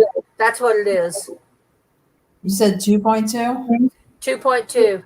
So it's the, 2007 Saturn Vue engine, 2.2 liter manual 2-wheel drive. oh, that's a GM. That's like the Cavalier. Well, yeah, it is. That's like the Cavalier engine. But that's what's in the Saturn Vue. And like I said, as hard as it is to get a manual, there's no reason not to replace that engine and just go on because there's nothing wrong with the body at all. Brand new clutch, brand new throttle plate. The 2.2s really aren't bad engines either. No. And, you know, it's great. So just want to put another engine in it and go on. It probably gets like 30 miles to the gallon. It does. It does. And, you know, the car I wanted for like everyday use was the Subaru Forester. They quit making them in sticks in 2018. So I'm like, I don't want one now. Because I hate an automatic. You and me both. Hate them. I just bought a brand new. What do you got? I bought a brand new transmission that I threw in my Jeep. Oh, okay. Mm-hmm. It's basically a Brazil heavy duty. Well, I wouldn't mind having a Dodge. I love Dodge, and I wouldn't mind having a Jeep. Oh, you got a hole in your piston. Yep, I can see that. Now, the Ford Broncos, the new ones, they're ugly. You can get those in a stick, but they're ugly. Can you see that? It looks like the crank, like kind of groove, down the groove. Yeah. That's the piston The rod. connecting rod came apart. Yeah. Yeah, you know what that is? Yep. You know what that Looks like crank's out of? connecting rod. Something definitely got hot. That's out of an 1100 cal jet ski. And you know what the cause of it was? Wow. Cooling? No oil? The goddamn oil hose broke off on it. A 50-cent oil hose caused that damage. Uh-huh. Oh. Oh boy. Well, I was correct. No That's oil. called maintenance. That's called maintenance. You don't check your shit out. That's what happens. Yep. That's Two true. 50-cent oil hose. Yeah, on them 1100 cows, the each cylinder is injected with oil. Well, one of the oil hoses broke off, and that's what it caused. Wow. You can see the rest of the pistons are fine in it. Here's the other piston out of it. Did it damage the crankshaft at all? Yeah, it's buggered up. Okay. But the rest of the bearings are good in it, though. I was hoping I could help fix it, but I don't know. I don't know if it's savable or not. Machine the crank down and then get like an oversized bearing. I don't know. Well, see, the thing about these cranks is you got to tear them apart. I could send it off to get rebuilt, but they cost like $400 to have one of these rebuilt. Yeah. Hey, Scott, you know what this is? Hey, Scott. Looks like a head for something. I can't make it out. Put it on the big screen. Hell, that's a pump of some sort. Yep. I'm trying to get it all blown up here. I did That's a a video turbo. on this a while back. That's a Is that turbo air compressor? Air compressor pump? or a pro charger. That's a belt driven induction forced induction. It's a supercharger. It's a twin Yeah. screw root style blower. That's old. And it's stock on a BMW. And We were gonna put that one on a is going to be going on the mini top fuel dragster with a Predator 670 V twin. That's cool. We were gonna put one of those on Yeah. a Ford Fiesta. That'd be hilarious. That would be hilarious. Hey, Brandon. But I'm going to try and get, yeah, I'm going to try and get, Night, Brandon. Night, Brandon. I'm going to try and get this thing running on nitromethanol. What's Fuel your injection. compression ratio on the V twin? I don't know. I haven't figured that one out yet. You might have to drop the compression a little bit to run forced induction with it, or at least like stud the head or something. I'll do that. I'm going to be putting some money into that engine for sure. I'm looking at getting turning that engine from 20 horse up to about 150. Okay. I just bought this air compressor last year. I paid $180 for it. It's a 60-gallon. Dang, that's big. Holy crap! Wow. My You get dad's that right at there. Lowe's when they You were moving them out? You can't even get a That pancake compressor for that. That's my dad's old air compressor. It took a shit here a couple years ago, but that was like a $5,000 air compressor right there. You can't even get a pancake compressor for $60. Mm-mm. That's the reason why I picked this one up. I think It's Who's got a the little make link on that one? What's up? What's the make? Who's the make on that air compressor? It's a Proforce Sandborn. Yeah, but Okay. still, even a quarter cable pancake compressor is like $100. That's like a hell of a deal. What you got? It works. Yep. That's what's important. It works. Yep. I got to shut it off because it's got a small leak in it. If I don't shut it off, it'll run all night. Yeah. Hey guys, I'm But gonna it run pumps up. too. I'm gonna run too. It I'll pumps check up to y'all later, 125 pounds. Major. It was Jill. good seeing you, All right. Boo. See y'all later. Yep. Tell Nice Missy meeting ya. hey. All right. Thanks for coming in. Yeah, I need to shut this thing down because it's almost 11 o'clock and I got to get in there. Past your bedtime. It's getting Yeah, past it's my almost bedtime, midnight but I still here. got to take a shower. But, yeah, It's all- Well, I like just I said, thought I got to I'd get come in on there, and take show a you some shower of my and all that toys. good stuff. Well, have a great night, everybody. Yep. It was nice I meeting appreciate you. everybody. Nice meeting Yep. you. Nice Yeah. seeing you. Jamie, Come- Jill, I appreciate Yeah, you come Thanks for down having and me on, replace Jill. my engine. She says it's easy. Y'all can do it. I didn't say it's easy. I didn't say it's easy. I know. I said it's a good engine and it's worth doing. I'm But just you- tormenting You know what them. that I'm takes just to do a tormenting them transmission because in? it's fun. If you know what it takes to do a transmission one of these, you'll never do one. They're Well, I pain tell in the you ass. what, if I ever win that lottery, I don't play. I'm going to have a Challenger Hellcat wide body. Y'all can play with it. They make those in stick. I want the Oh, Ghoul. that's what I want is a 6-speed. Hey. Yeah. Yeah, but Hey, Shell, I want to have that Ghoul engine. Mm-hmm. You can have it. Yeah. But I know my limits. There's my toolbox. I know my limits. 707 horsepower is plenty for me. I wouldn't mind. That's my box. I wouldn't mind just having the motor. I mean, you know what size engine that is again, right? Yeah. It's I a want to put a 426 Godzilla Hemi. in the Jeep. Okay, well, I'm going to I let don't you know guys about go. the- We're never going to get out of here, guys. Chef, I don't know about those electric ratchets. I don't like the way the battery's set up. I love them. I love this. I've been using the shit out of this thing. Well, y'all have a good night, and I'll see All right, you Cheryl. again soon. Take care. All right, Take care, Shell, Shell. take it easy. Yeah. Yeah, I've Like been I said, I I've been gotta using get the going. shit out of that. Yeah.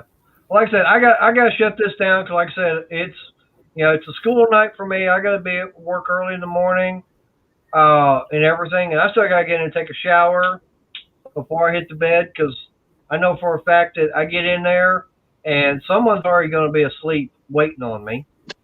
So, but Jenny, hey, I appreciate you coming in. Scott, hey, I appreciate you showing up. Of course, everybody else, of course, Brandon and everybody, and Stephen and everybody on chat. Hey, I appreciate everybody, showing up for the live streams and everything. It makes it a lot more fun.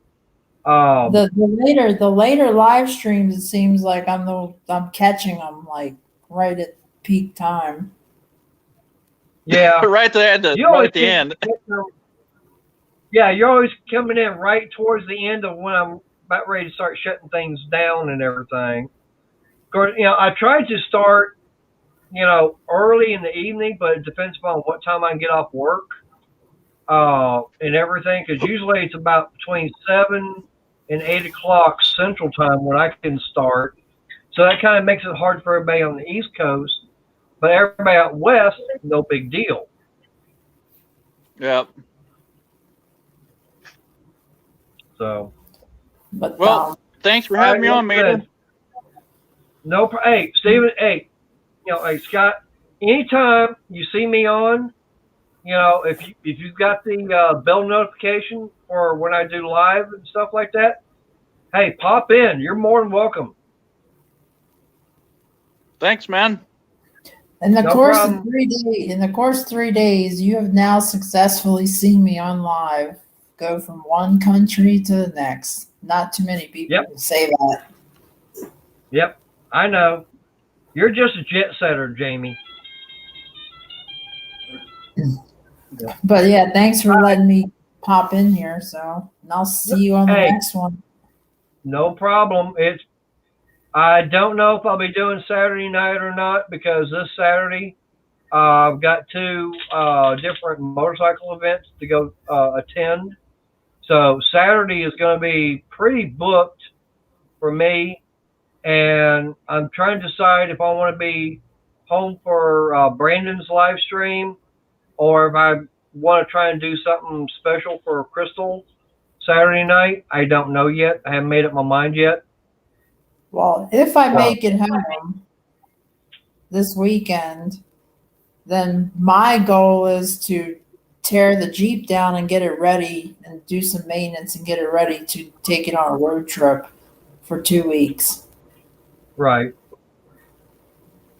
And I know Hey, you're going to be Mater, up if here. you know if anybody needs some old air filters from old cars, there's a bunch of old air filters up there. Well, I use those old style circle filters. Well, there's a lot of circle ones up there. There's a bunch of them. And whenever I turn the Jeep on a weird angle, I end up filling those air filters with oil because through the PCV, there's not a baffle in the valve cover, so it just pushes out the breather tube and drips into my air filter. So I end up getting an oil bath air cleaner. Yep. That'll work. All right. Well, Jamie, you keep in contact with me. I mean, you got my number. Yeah. Yep. I'll be around. Oh, you better. Literally But- be around. Yeah. It's like morning time. Yep. But yeah. All right. Well, like I said, I appreciate you guys in here. It makes it so much more fun because at least I got someone to talk to instead of just talking to the camera and trying to talk to myself and reading what's in the chat. That makes it more fun. Hell yeah, it does.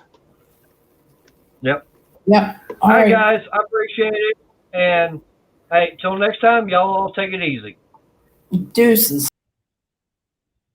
Have a good one. All right. See ya.